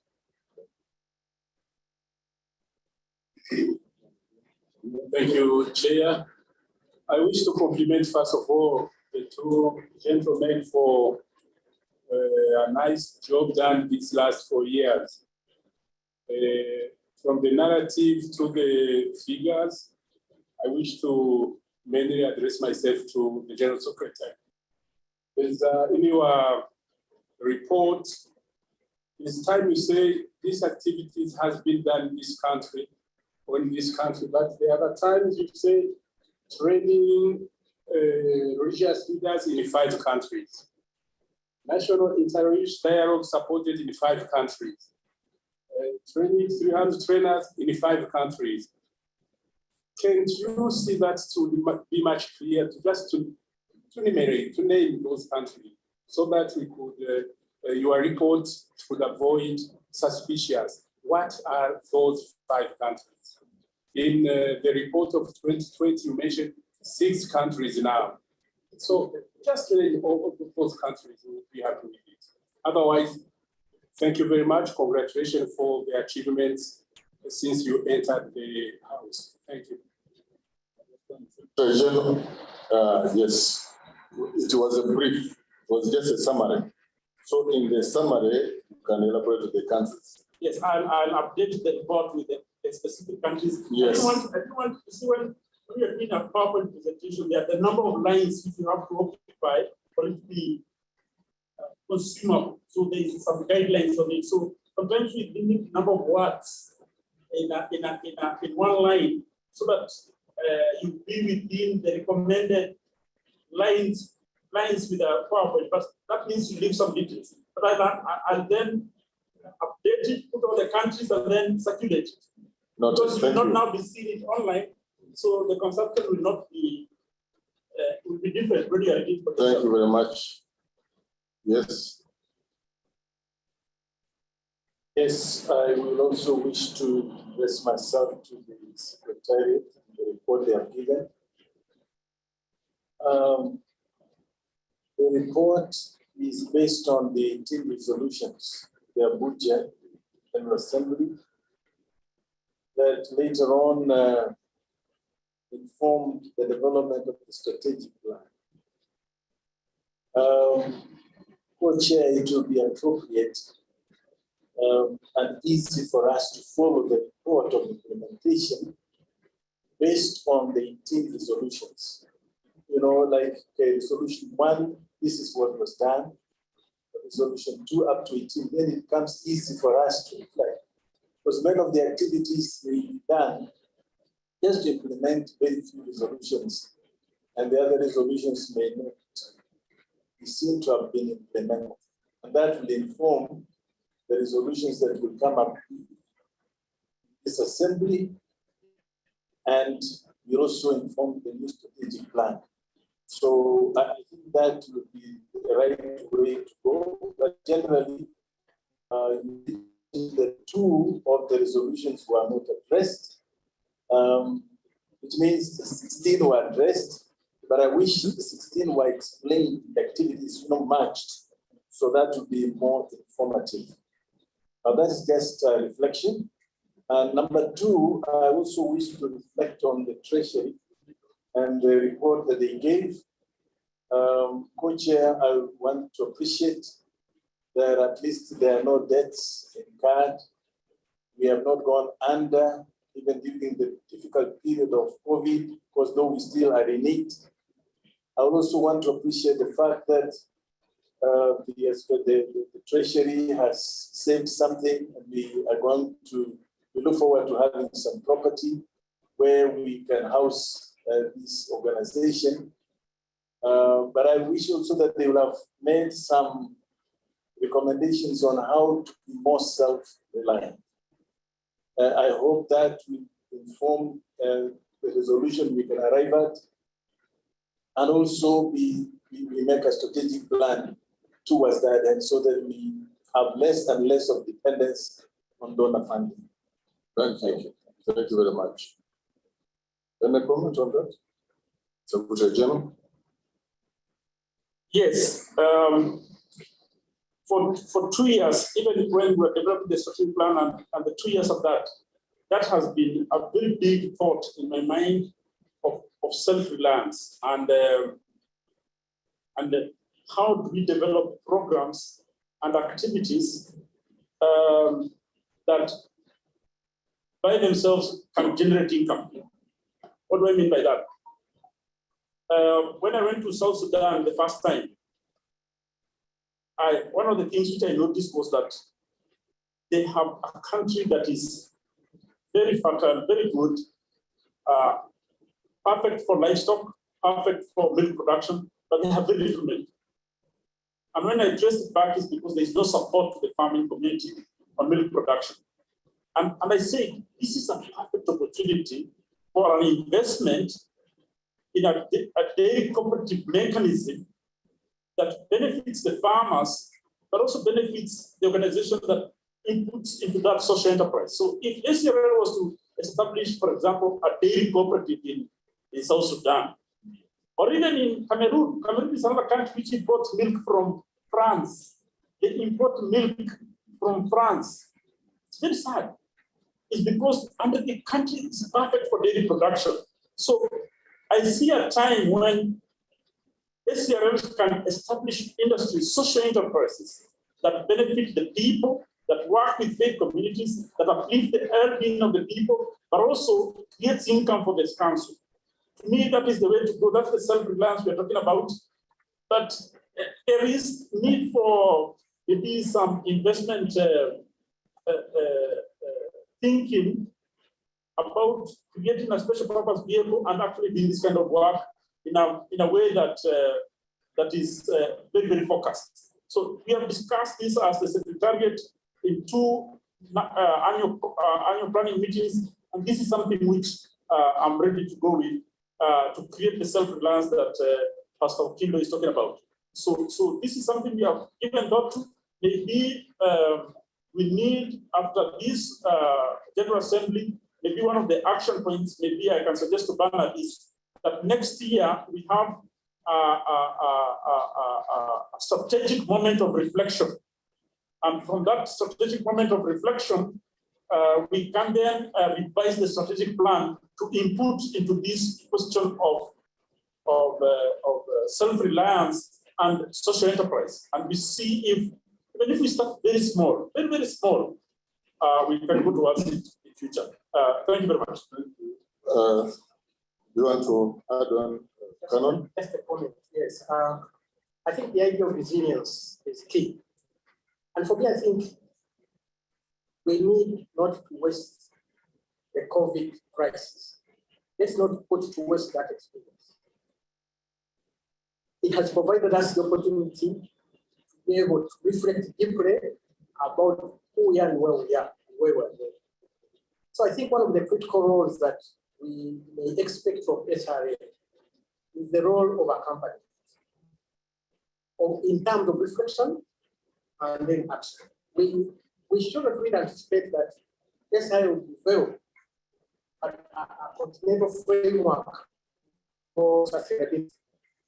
I think their role will be to accompany each council, given its assets and realities and chemistry, to be able to develop a resilience plan. So I think that's where I see so that people don't just waste this experience and think they have come and go. You know, there is the opportunity. As the Chinese say, price, the word for price is dangerous opportunity. I think there's some dangerous opportunity in the COVID experience. Thank you, Canon, for that. Maybe before Madam Halima talks, I wanted just to give an example for the Interfaith Council of Uganda. That when we were faced with the problem of skilling of the youth, the women,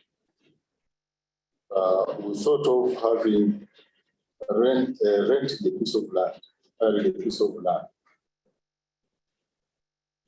We hired it for about 5 years.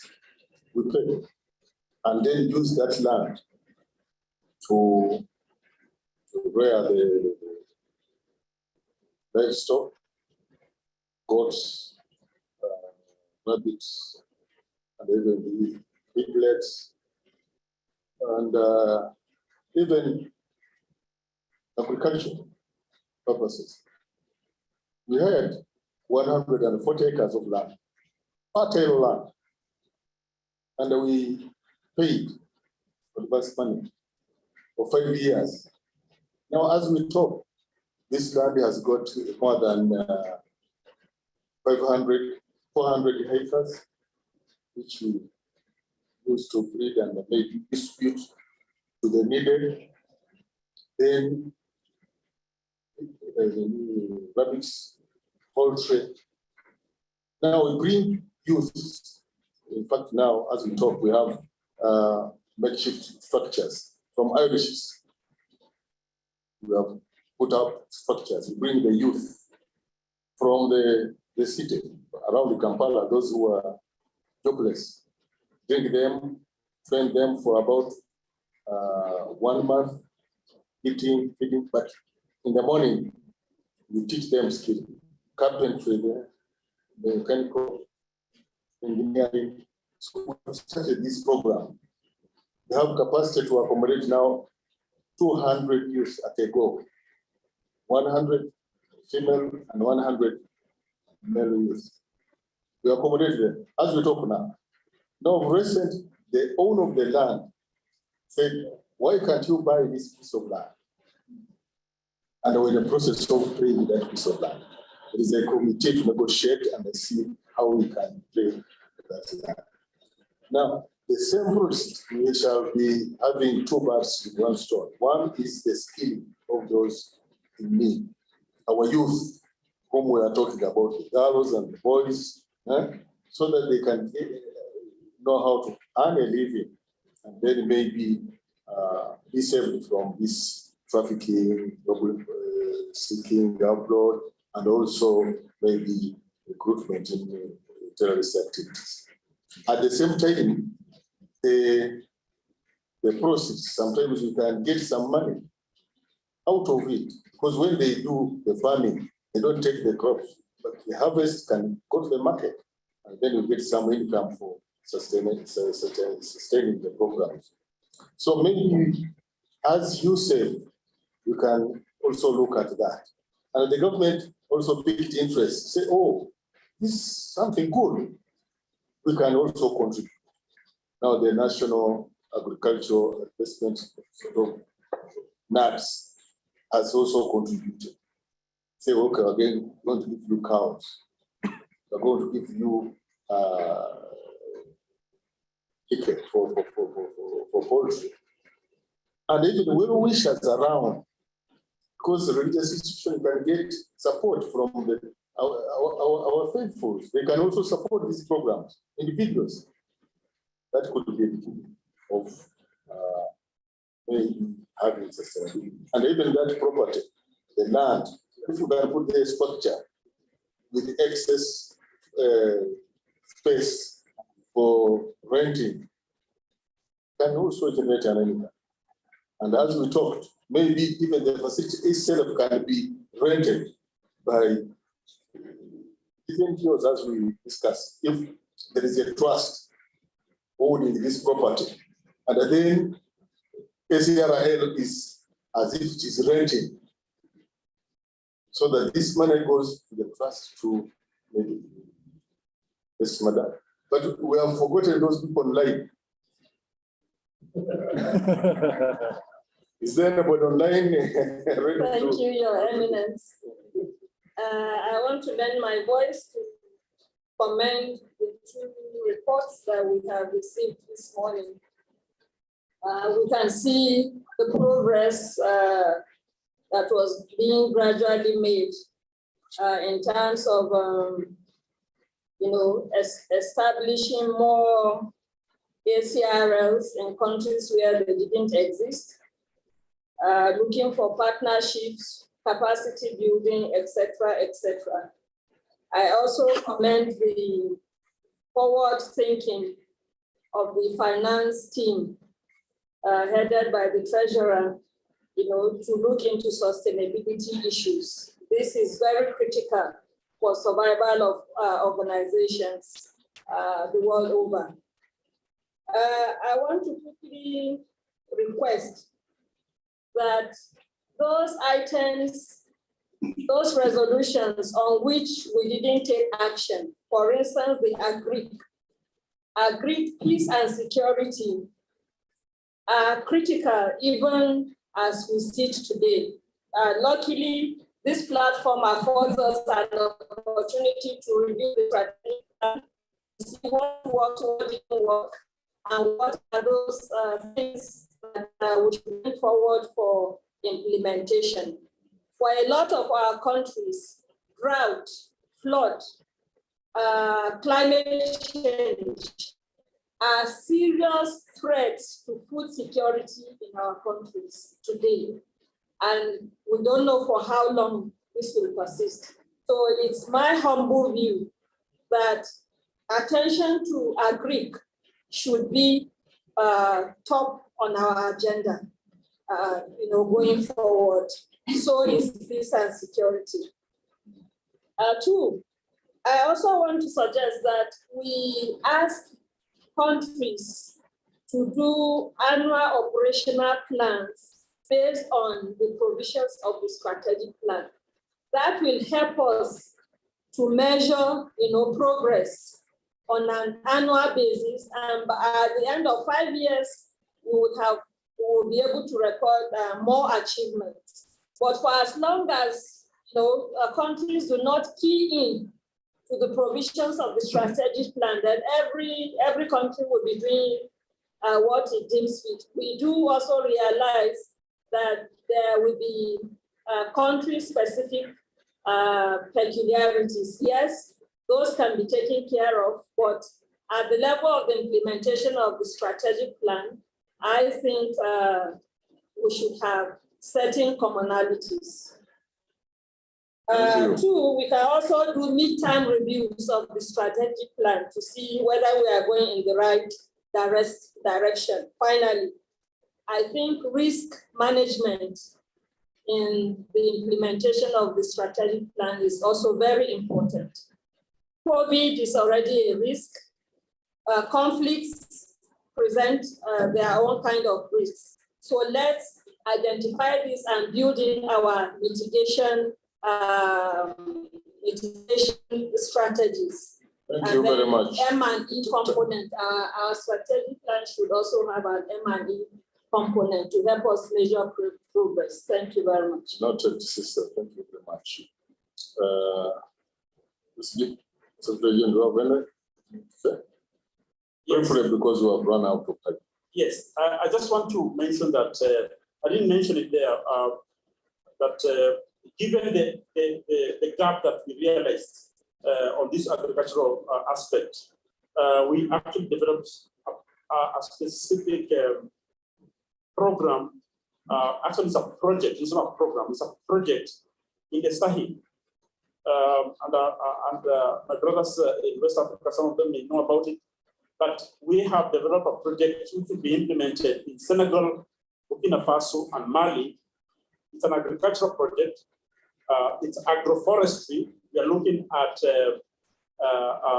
irrigated agriculture in the 3 countries. And the project, we are calling it Empowerment of Women for Ecosystem Restoration and Conflict Transformation. So 3 aspects. We'll empower women and youth. We'll do agroforestry and improve livelihoods. And we'll also use that opportunity to create dialogue within communities, especially between the pastoralist communities and agricultural communities, which is the fault line of conflict in the Sahel region. So we are doing this project. We are supposed to start this year. It's delayed, but we're hoping to launch it in January next year. And it is going to be for the next 3 years. So this gap around agriculture will actually be bridged, and we might actually try and start thinking about resilience and how those countries can use that opportunity to start building internal resilience and sustainability by looking at what is produced by this agroforestry. Can they create marketing processes for them, or even processing of those products? For example, I'm thinking about, one of the biggest issues is about past, especially with the creeping in of the Sahara Desert. And I'm thinking, how can these agricultural communities be encouraged to grow more fodder, grass that is sold to the pastoralists? It is so expensive, more expensive than if it were to be done where irrigation is not required. Like here now we're having free rain outside here. But West Africa, in the Sahel, rain is very little. And whenever you go from the airport all the way to the city, for example, in Bamako, you'll always see stacks of grass for sale. Okay, so I'm thinking that that could be a business opportunity, but it's the business in me. I used to be in the commercial world before I came to you. You see consultancy from consultant. Have you ever sought consultancy matter? Not yet. Which one is more profitable? Well, in Kenya, the growing of hay is very profitable. Very, very profitable. Even the land, instead of acquiring, renting, you purchase land or you are going to hire? For this project, the community is supposed to provide the land. And here in Kenya, for hay? For hay, here, you know, the marginal lands where hay is grown, individuals have their own land, they grow hay for sale. You can rent? Yes, you can rent. You can rent land in Nanyuki and the upper regions. You can actually rent land. Seek consultants. You get some advice from the experts. They will advise you. Thank you. Sister?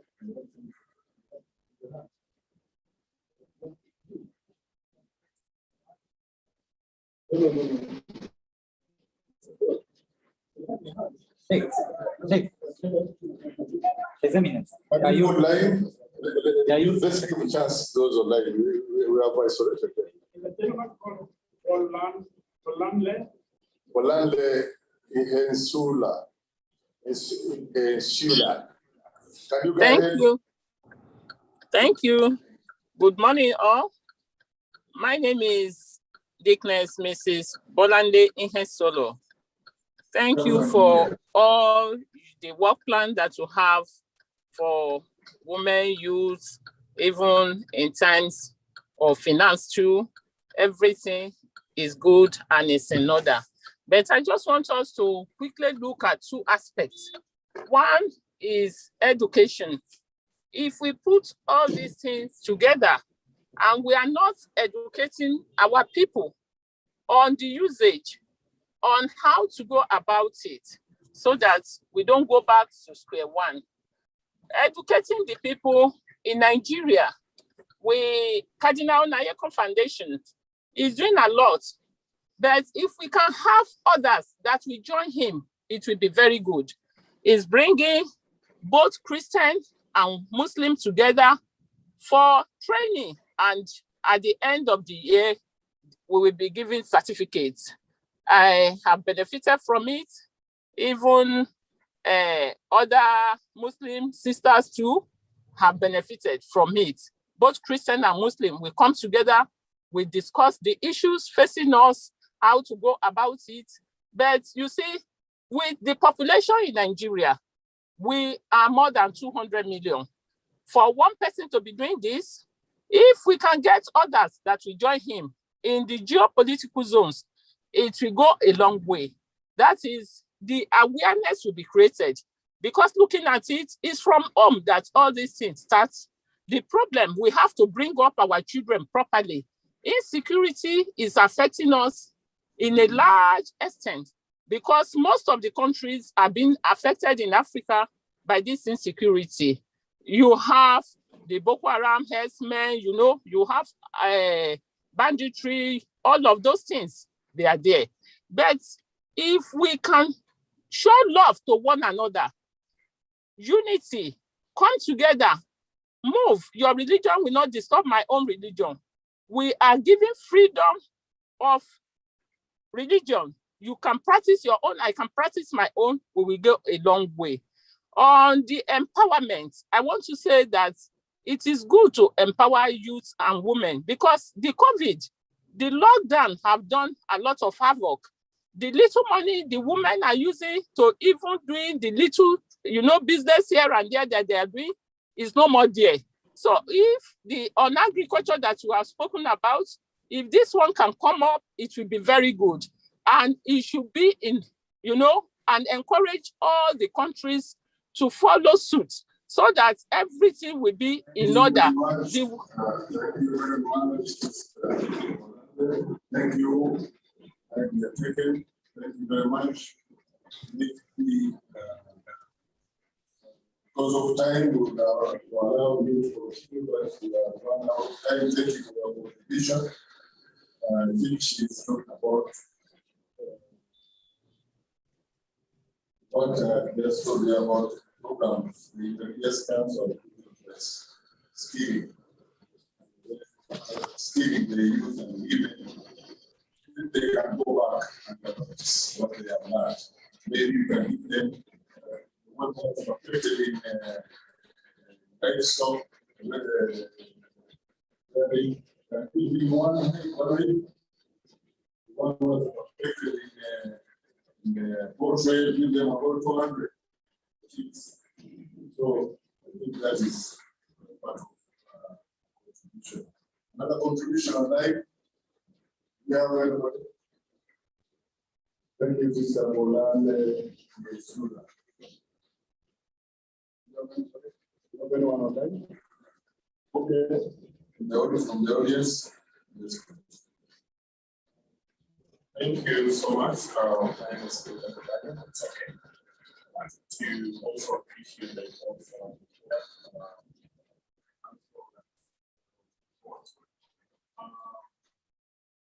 regard to, I don't, once we don't have a really spoken about the years to that effect, I wanted to just add my voice to the conversation.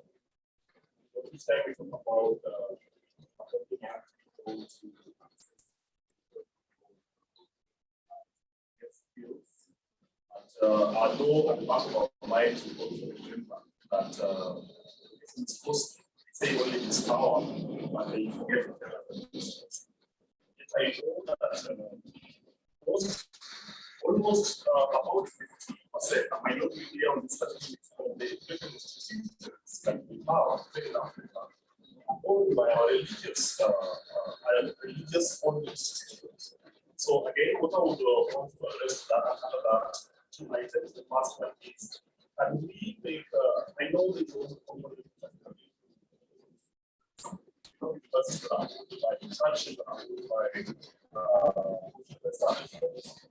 and we have a framework for subsidizing the education component, maybe for scholarships. I know there are some of the given, but there is much more that we can do. I would want to touch the line wire on offering high quite a lot. But then again, also a lot more people. So the second one is the treasurer, maybe the finance committee. We can think about partnership with external organizations. I know there are a number of programmatic areas that are priority, but scholarships or supporting education, not just for women and even other leaders, this will be quite significant. Lastly, is on the environmental component.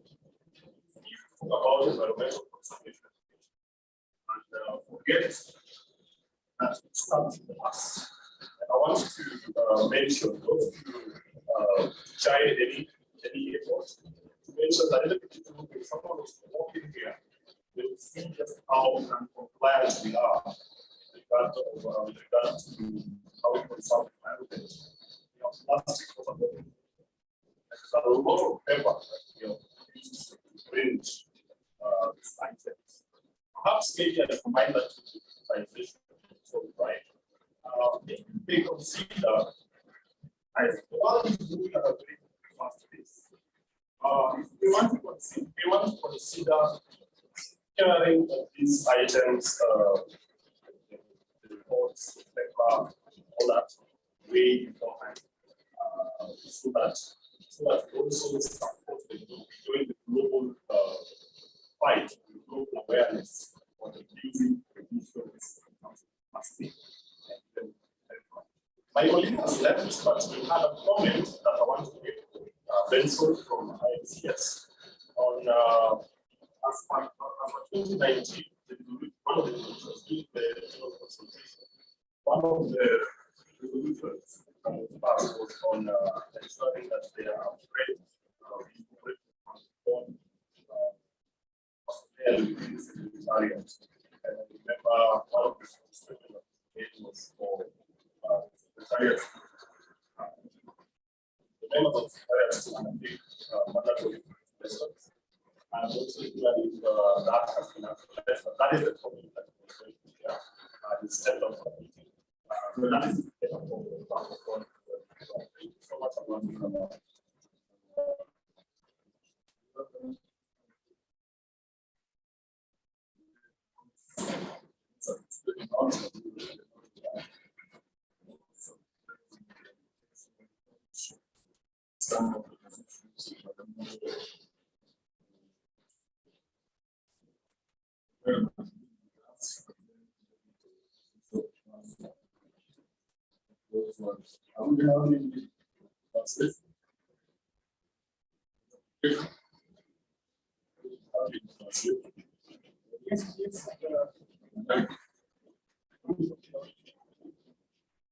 Yes, we are having simultaneous translation. We did start the process of supporting the staff to these French classes, but the COVID actually stopped all those things in a very dramatic fashion. This time we went back then. As far as French-speaking staff, this is something which we take seriously. Of course, we have to match the positions and the skill sets, and also the requirement for these work permits and things like that. It's not easy, especially because my style has always been to grow young people in the organization, not to hire directly. We do hire directly sometimes.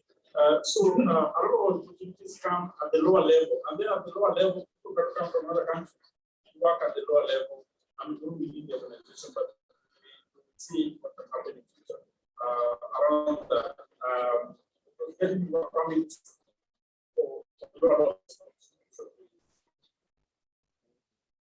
I want to make a comment around the scholarships and our religious institutions. I don't know what's happening in other countries, but what I know in Kenya, all the faith-based universities are having a hard time. Many universities are having a hard time. The expansion university education has made the competition very steep, and that I think has affected the viability of some of the faith-based universities. But in Kenya, only 2 of the universities are not finding it very tough in terms of maintaining the finances. So I don't know if they can get more scholarships, but I think they are very challenging. I don't know in other countries, but we need to find out what is happening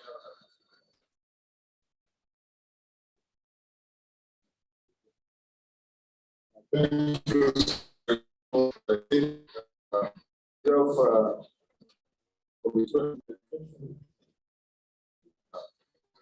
was managed the amount of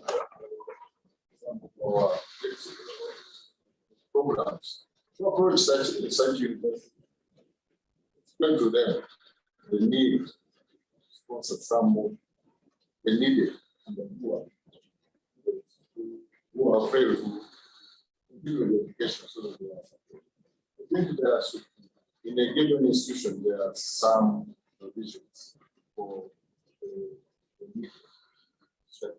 So maybe we begin with the faith-based, tell them about the need by ACRL. Some of the students can give us 5, can give us 2. Not only here in Nairobi, but even our country. For example, in Kampala, and the Muslim Council has got university. Now, that university. But we're doing scholarship. How many are we doing?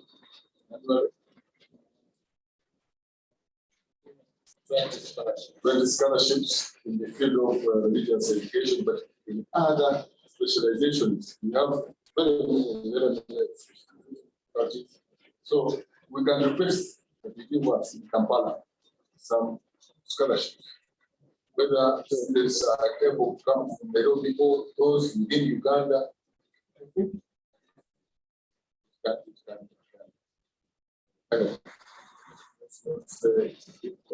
let's So members, thank you very much for that. For the session.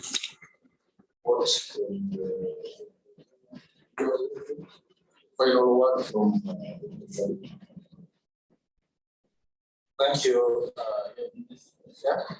I think I want to just add my voice to your points. The issue of education. ACRL has proved its capacity right from the beginning, that you are saying that it was oxygen. Actually, it was dates, not oxygen. I remember when we it was not only an oxygen, it was dates. I want to congratulate him and his team. And they have proved beyond any reasonable doubt, seeing the number of partners. I think yes, that is not time. So I believe that on issues like now of education, if it's a resolution of this August House and the deliberate effort is that there are very many ways to go around that. Also, like on the issue of agriculture, production of agriculture, after knowing that more than 250 million people without food, I believe I have strong belief in your team and able leadership in Dr. Korea, and also the issue of poverty. This is that we are not addressed. I think something that let us think about rather than saying that. Maybe lastly, I want to also thank Kaiso on his report, but I wanted just to request. He made very wonderful reflections after the report. How I wish that they could be implemented, especially on how ACRL has tried to survive during these difficult times, and it's taken as best practice for very many organizations here, and also the details of what has been done in terms of investing in money markets, so that other organizations which are participating in this house, they can learn from those. Thank you so much, the house. Thank you very much. Let's give another clap, thanking the Secretary General and the treasurer of the report, promising that the future of ACRL right is built on what they have put in place. Now we are having the program action points for ACRL this and National Intelligence Council by Bernard. Today, okay, let's give you your 30 minutes. That will be very strict. 30 minutes. By one, please, 30 minutes. And don't try to.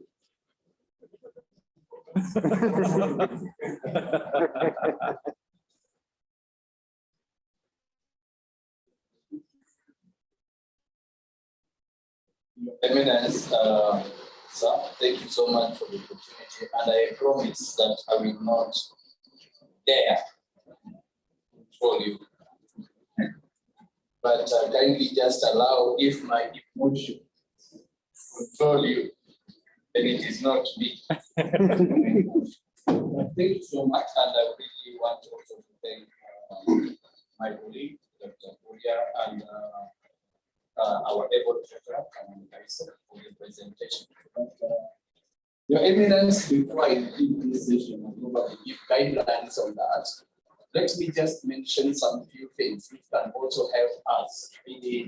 There is a focus on some of the things we want to do in the next 2 to 3 years, even specifically 2022. Let me comment also first and foremost on the issue of scholarships. If you remember in my presentation, I talked about partnerships. And this is something we can really make a resolution and put even a strategic action on it. And one of the comments I would like to give to my my friend Daniel and the young people here is that I just remembered in 2002, as a young person representing the then World Conference of the Youth, which came to become Interreligious Council of Kenya. I was a little boy, and therefore I was being sent to carry some papers here and there. But I slipped there and I became a representative to the executive committee as a young person.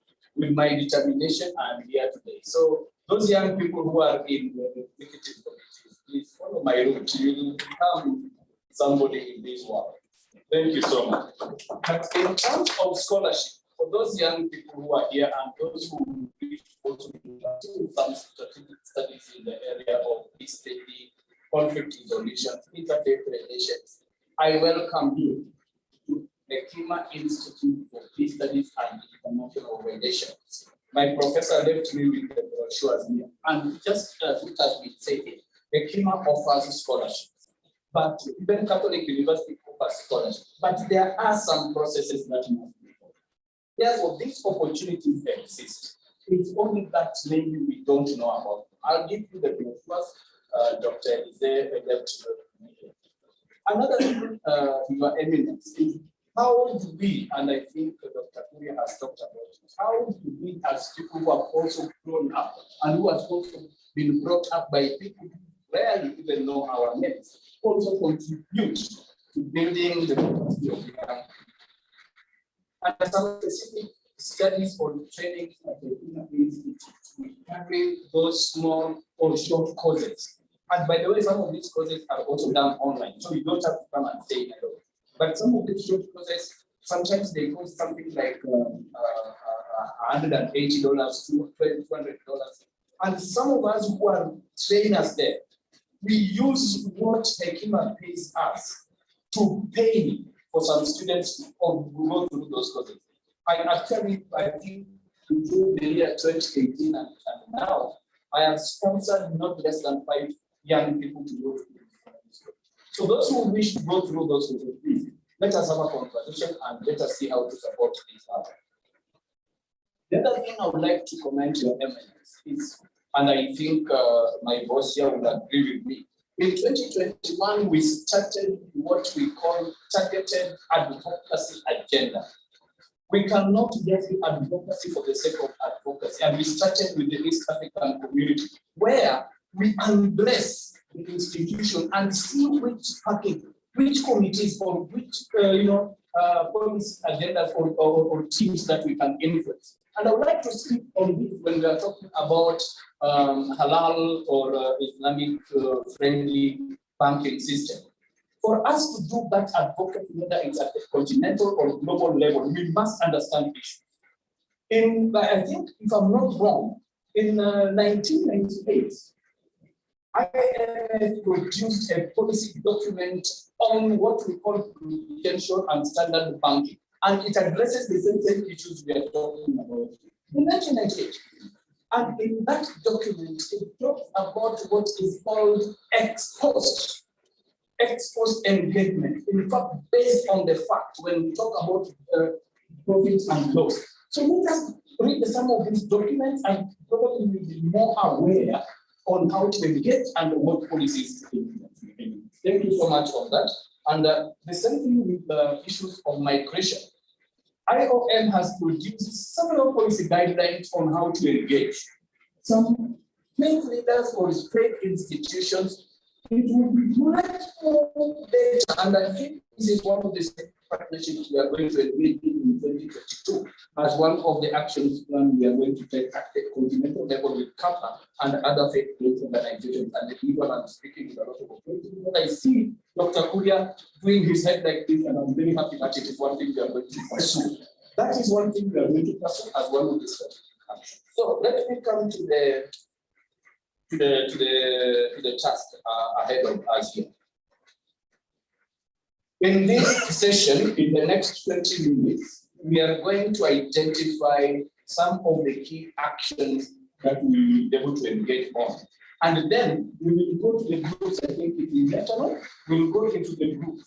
And those groups now will categorize them under strategic objectives of ACRL.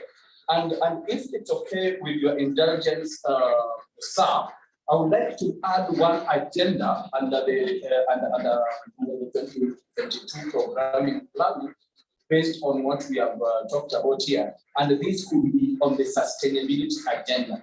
If we can have a group maybe just to discuss issues around there and probably bring some ideas for ACRL for our attention. To guide this process, as we propose those actions, let us look at the thematic areas of context that we talked about, the thematic areas. Number two, let's look at those actions in terms of levels. There are some actions that can be taken at the continental level. There are some actions that can be taken at the hub level, and I think Dr. talked about the hubs: West Africa hub, East Africa hub, Southern Africa hub, Central Africa hub. There are some actions that can be taken under those hubs. There are also some actions that can be taken at the national level, and that's why we are talking about the national intermediate councils. And then there are some actions that will be pursued and implemented through the networks, women network and youth network.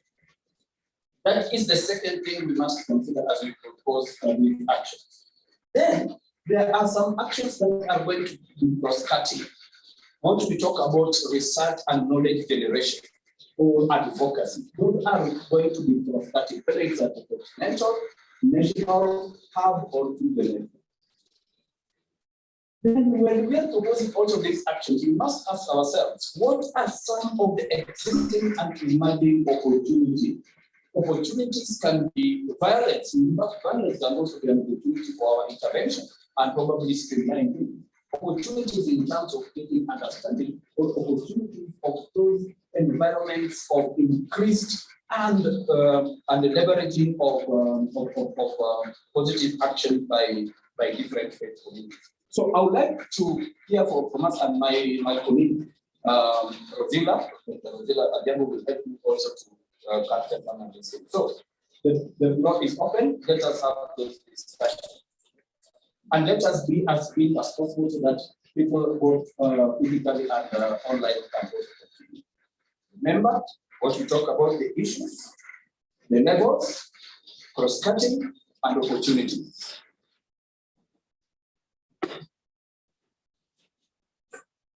Let me hear the voices.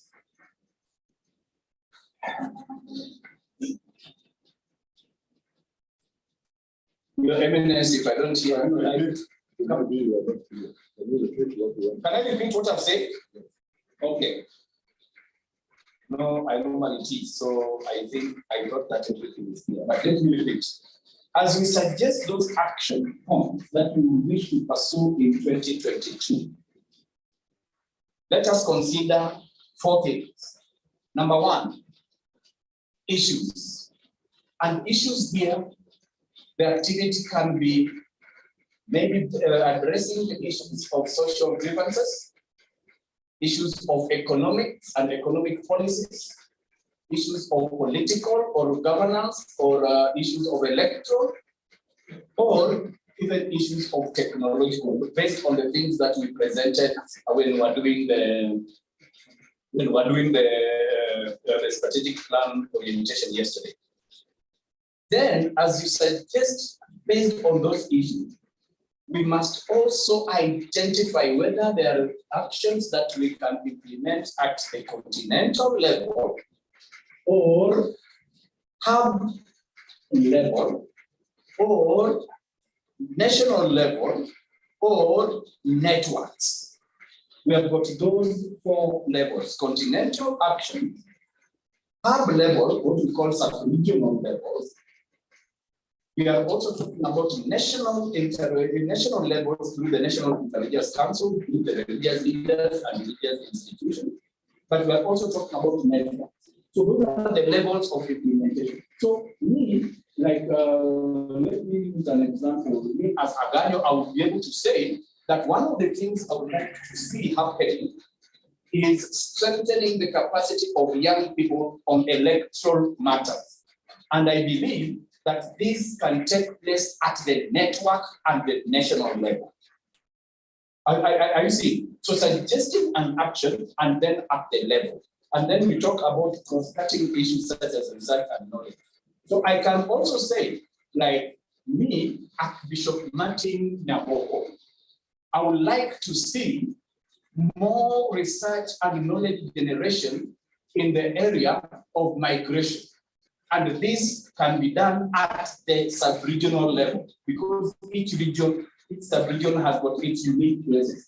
And then the approach would be through partnerships with existing institutions. And one of the things we can also do is to do a policy research on that to inform, empower, and enable religious leaders to act appropriately. So that is what I'm talking about, your elements. Thank you very much, members. I wish I could speak in French, but I only speak in French. Parler le français après minuit.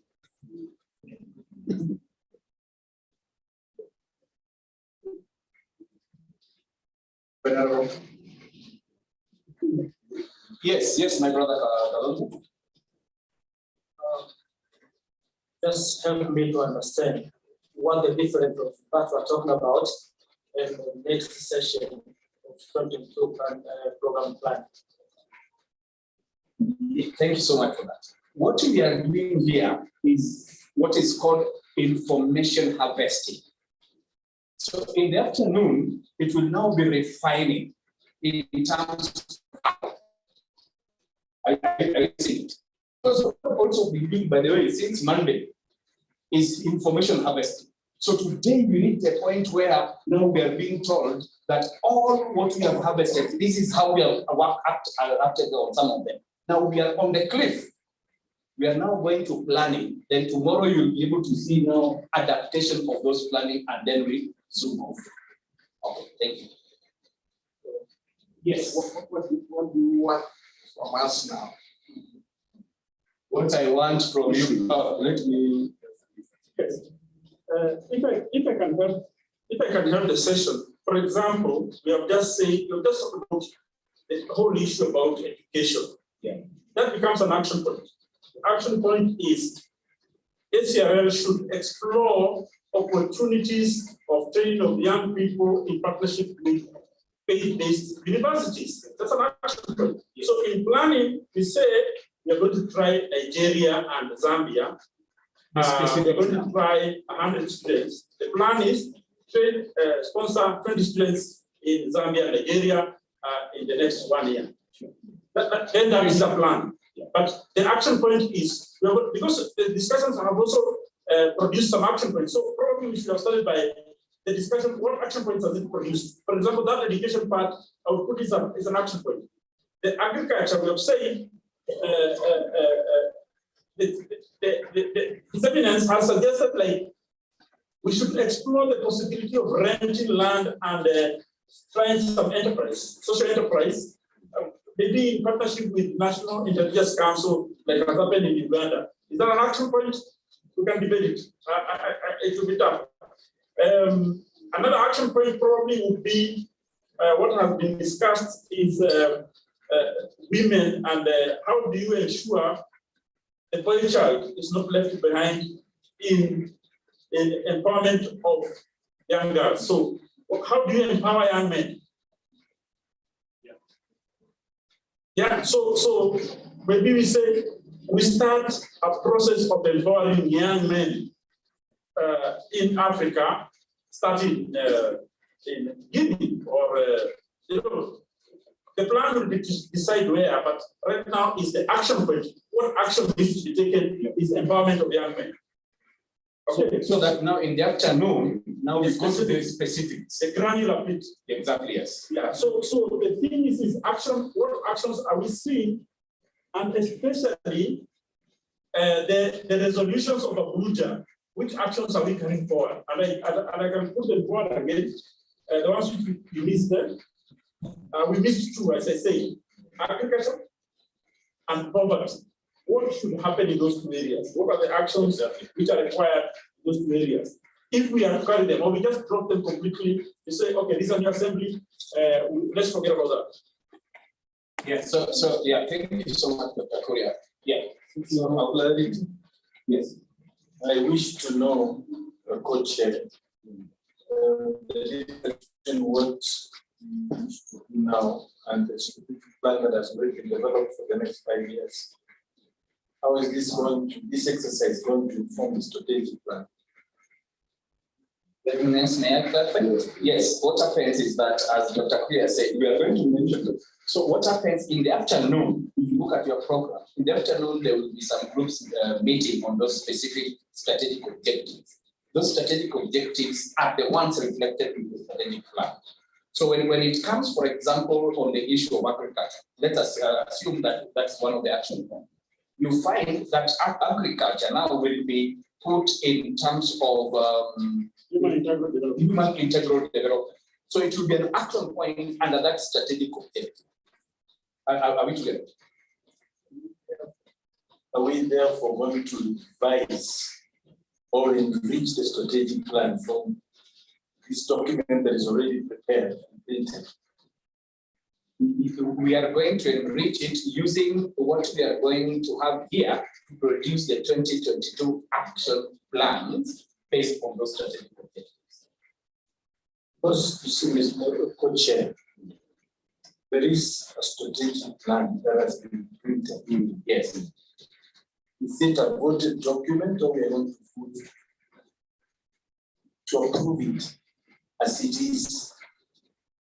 And if the strategic plan is already determined, it's already printed, it's not a draft, how is what we are going to propose here going to be part and parcel of this? Because now they're talking about 22, year 2022, that's a detailed implementation plan for that year. Is it that we are also going to meet every year and inform what has to be done the following year? I'm just seeking to get a correlation of this exercise as in strategic plan. I'm not very clear. Maybe just to say, every year, ACRL normally has what is called planning. And then at the end of the year, there's a review. I think Dr. Korea talked about it. Now, the reason why we are doing this here is that the people who are attending this assembly are the same people who will be able to attend the annual planning. So this is for 2022 planning. At the end of 2022, we will be able to review what we have carried in 2022 based on what has been planned here and based on the strategic agenda. That time, once we review, we also plan for 2023, if I'm not wrong. Just if I can clarify.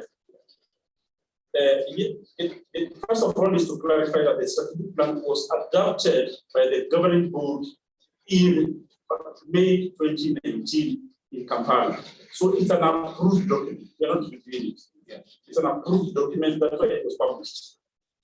Now, we have gone through the strategic plan. It's one of the sessions which objective was to actually go through the strategic plan. So the idea is that you also have an idea of what the strategic plan is all about.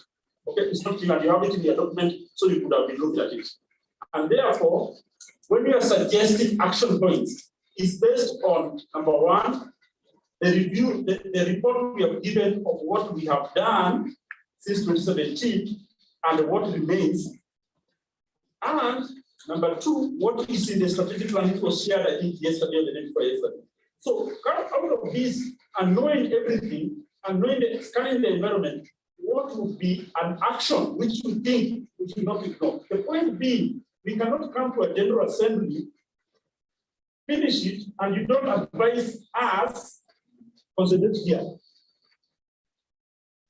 Okay, that's concentrate, because as you're saying, what we're trying to do, again, because of limited resources, we are trying to combine a bit of the annual planning for next year with this assembly. So we are doing a bit of the annual planning by pointing out what specific actions we want to see.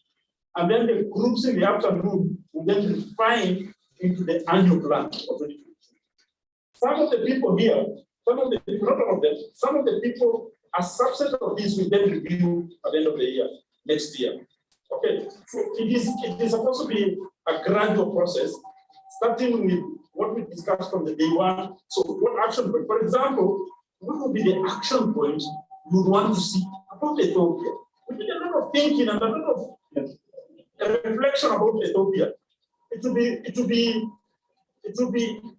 not be very good if we left this assembly without saying, for Ethiopia, please make sure you take at least one loaf of bread to the people who are suffering. Or say you want, because you said let's consult the religious leaders in Ethiopia. You want at least 2 or 3 religious leaders to go to Ethiopia and consult with the religious leaders. An action that is coming from this assembly is a good idea of ensuring that this assembly is not just a talking shop. Yes. No, sir. Thank you very much, Secretary. For the past 3 days or 4 days. 3 days, sir? The fourth day. Yes. You as our secretariat and who as a coordinator. Now to ease the burden from the members, the assembly. We thought that my young brother Bernard would be just giving us a summary that according to what we are doing, these are the points available. Which ones would you think are fit for discussion? That would have assisted us a lot. You. Because now we are beginning from zero. We have discussed a lot. Many things have been tackled, but we cannot remember them at a go. For the past 4 days, okay. If you could summarize for us as a secretary, that these are the, as you have put here, some 4, peace and the governance and this, then we could say, okay, this one, yes, this one, no, you need to put it forward. Now, beginning from zero. I think that would be. Yes. Yeah. Thank you so much, Your Eminence. So before you respond, do you have any? Yes. I think that time and structure will help us.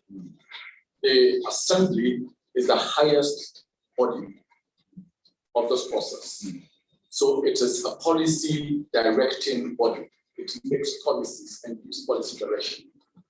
It is up to the governing body now to superintend over the implementation of the policy direction. That's point number 1. Point number 2, time has overtaken this document. This document was supposed to be for 2020 to 2024. We are already 2 years into the document. It's supposed to be a 5-year plan. 2 years have passed. We are now receiving and discussing. But he has said it was approved by the governing body in 2019, which means that assent has been given to it. This assembly will only ratify that assent that has already been given. So technically, this assembly cannot give you guidelines on implementation.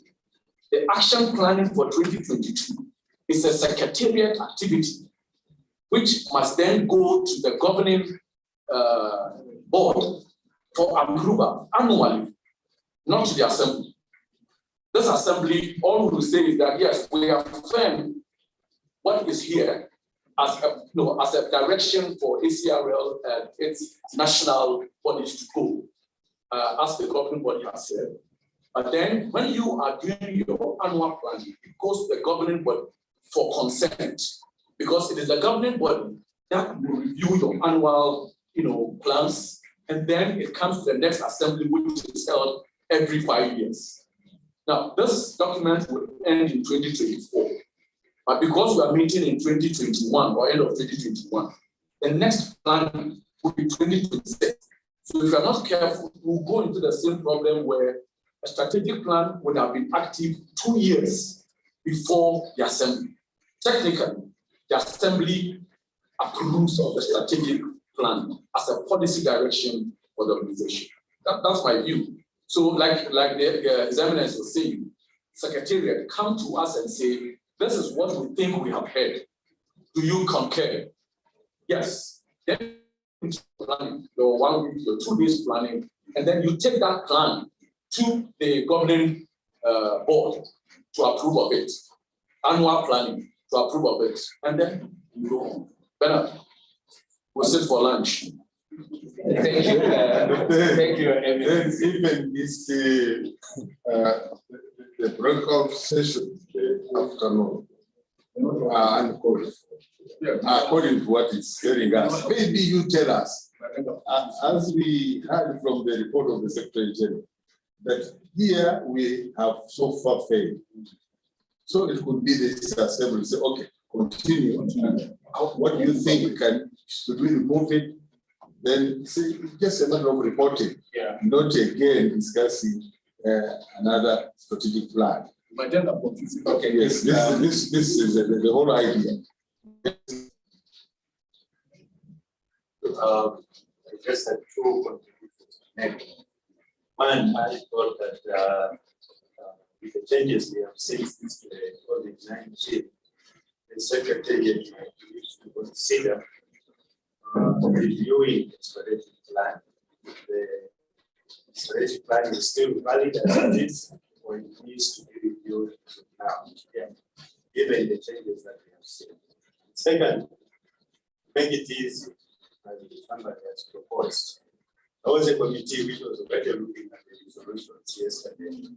Why not share those resolutions with the groups you are proposing for the afternoon, simply to go through them and then consider whether this can be the thing that you need to highlight with regard to action points that you are proposing now. So, yes, Your Eminence, maybe just to give guidance on this.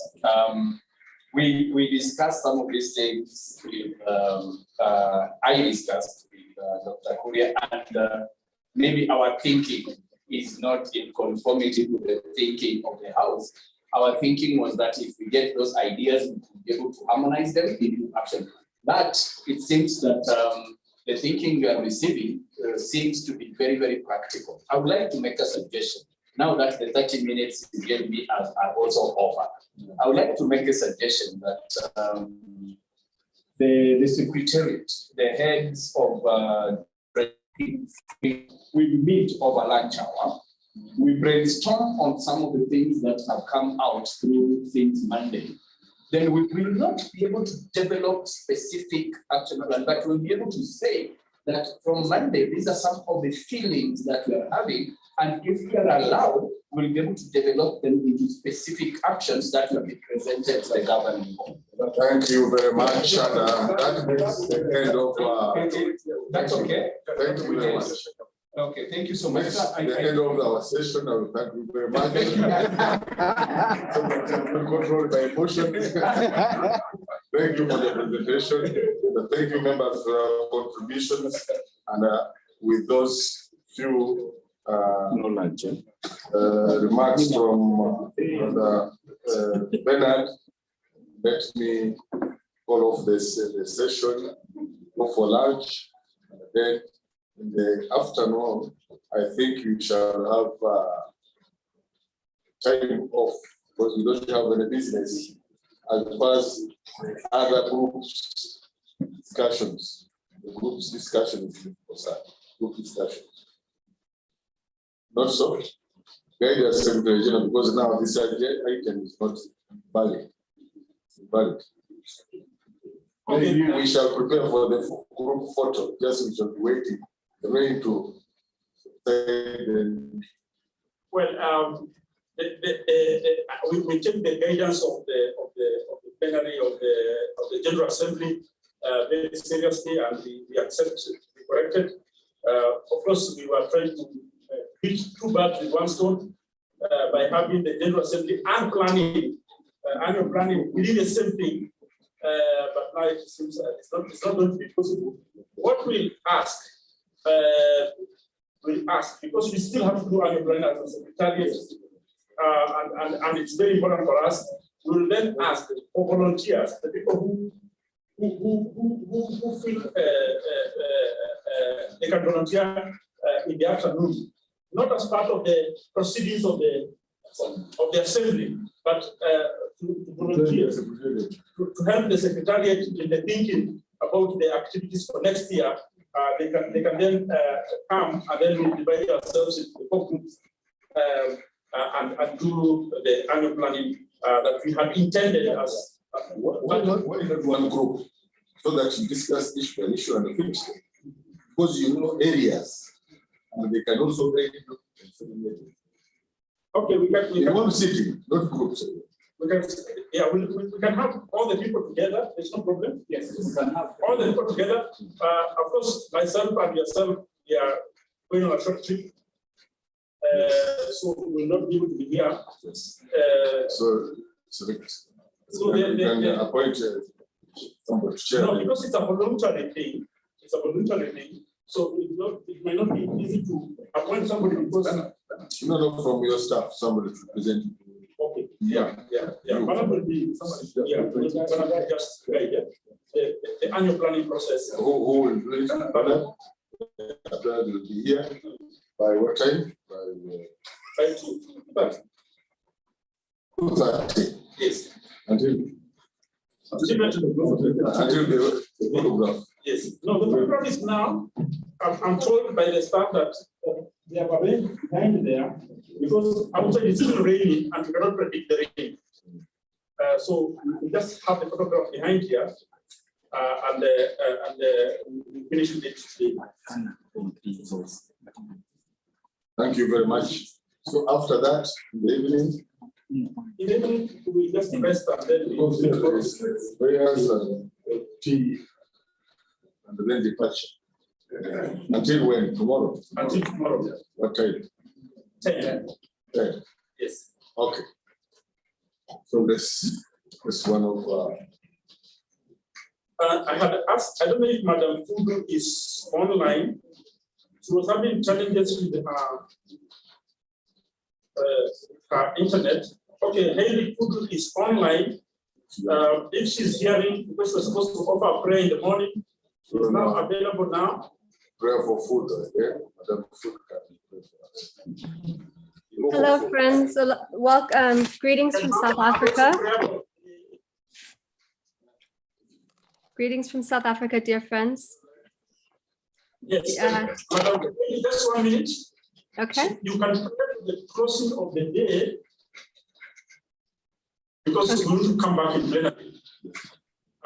And then maybe because she's not with us, I think it may not be fair to ask her to pray for our food. You can have some. You can ask one of the new president to pray for the food. Let me request yes. Okay, thank you, friends. Let us pray together. O God, unite the hearts of thy servants and reveal to them thy great purpose. May they follow thy commandments and abide in thy law. Help them, O God, in their endeavors and grant them strength to serve thee. O God, leave them not to themselves, but guide their steps by the light of thy knowledge, and cheer their hearts by thy love. Verily, thou art their helper and their Lord.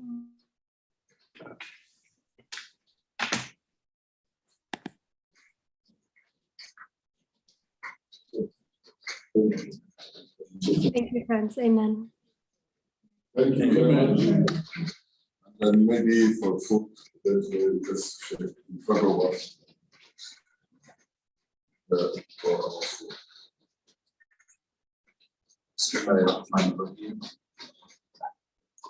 We pray in the name of Allah. Go for our food. Let's begin. Allah, let us also remember those numbers cannot afford, and those who are suffering all over Africa.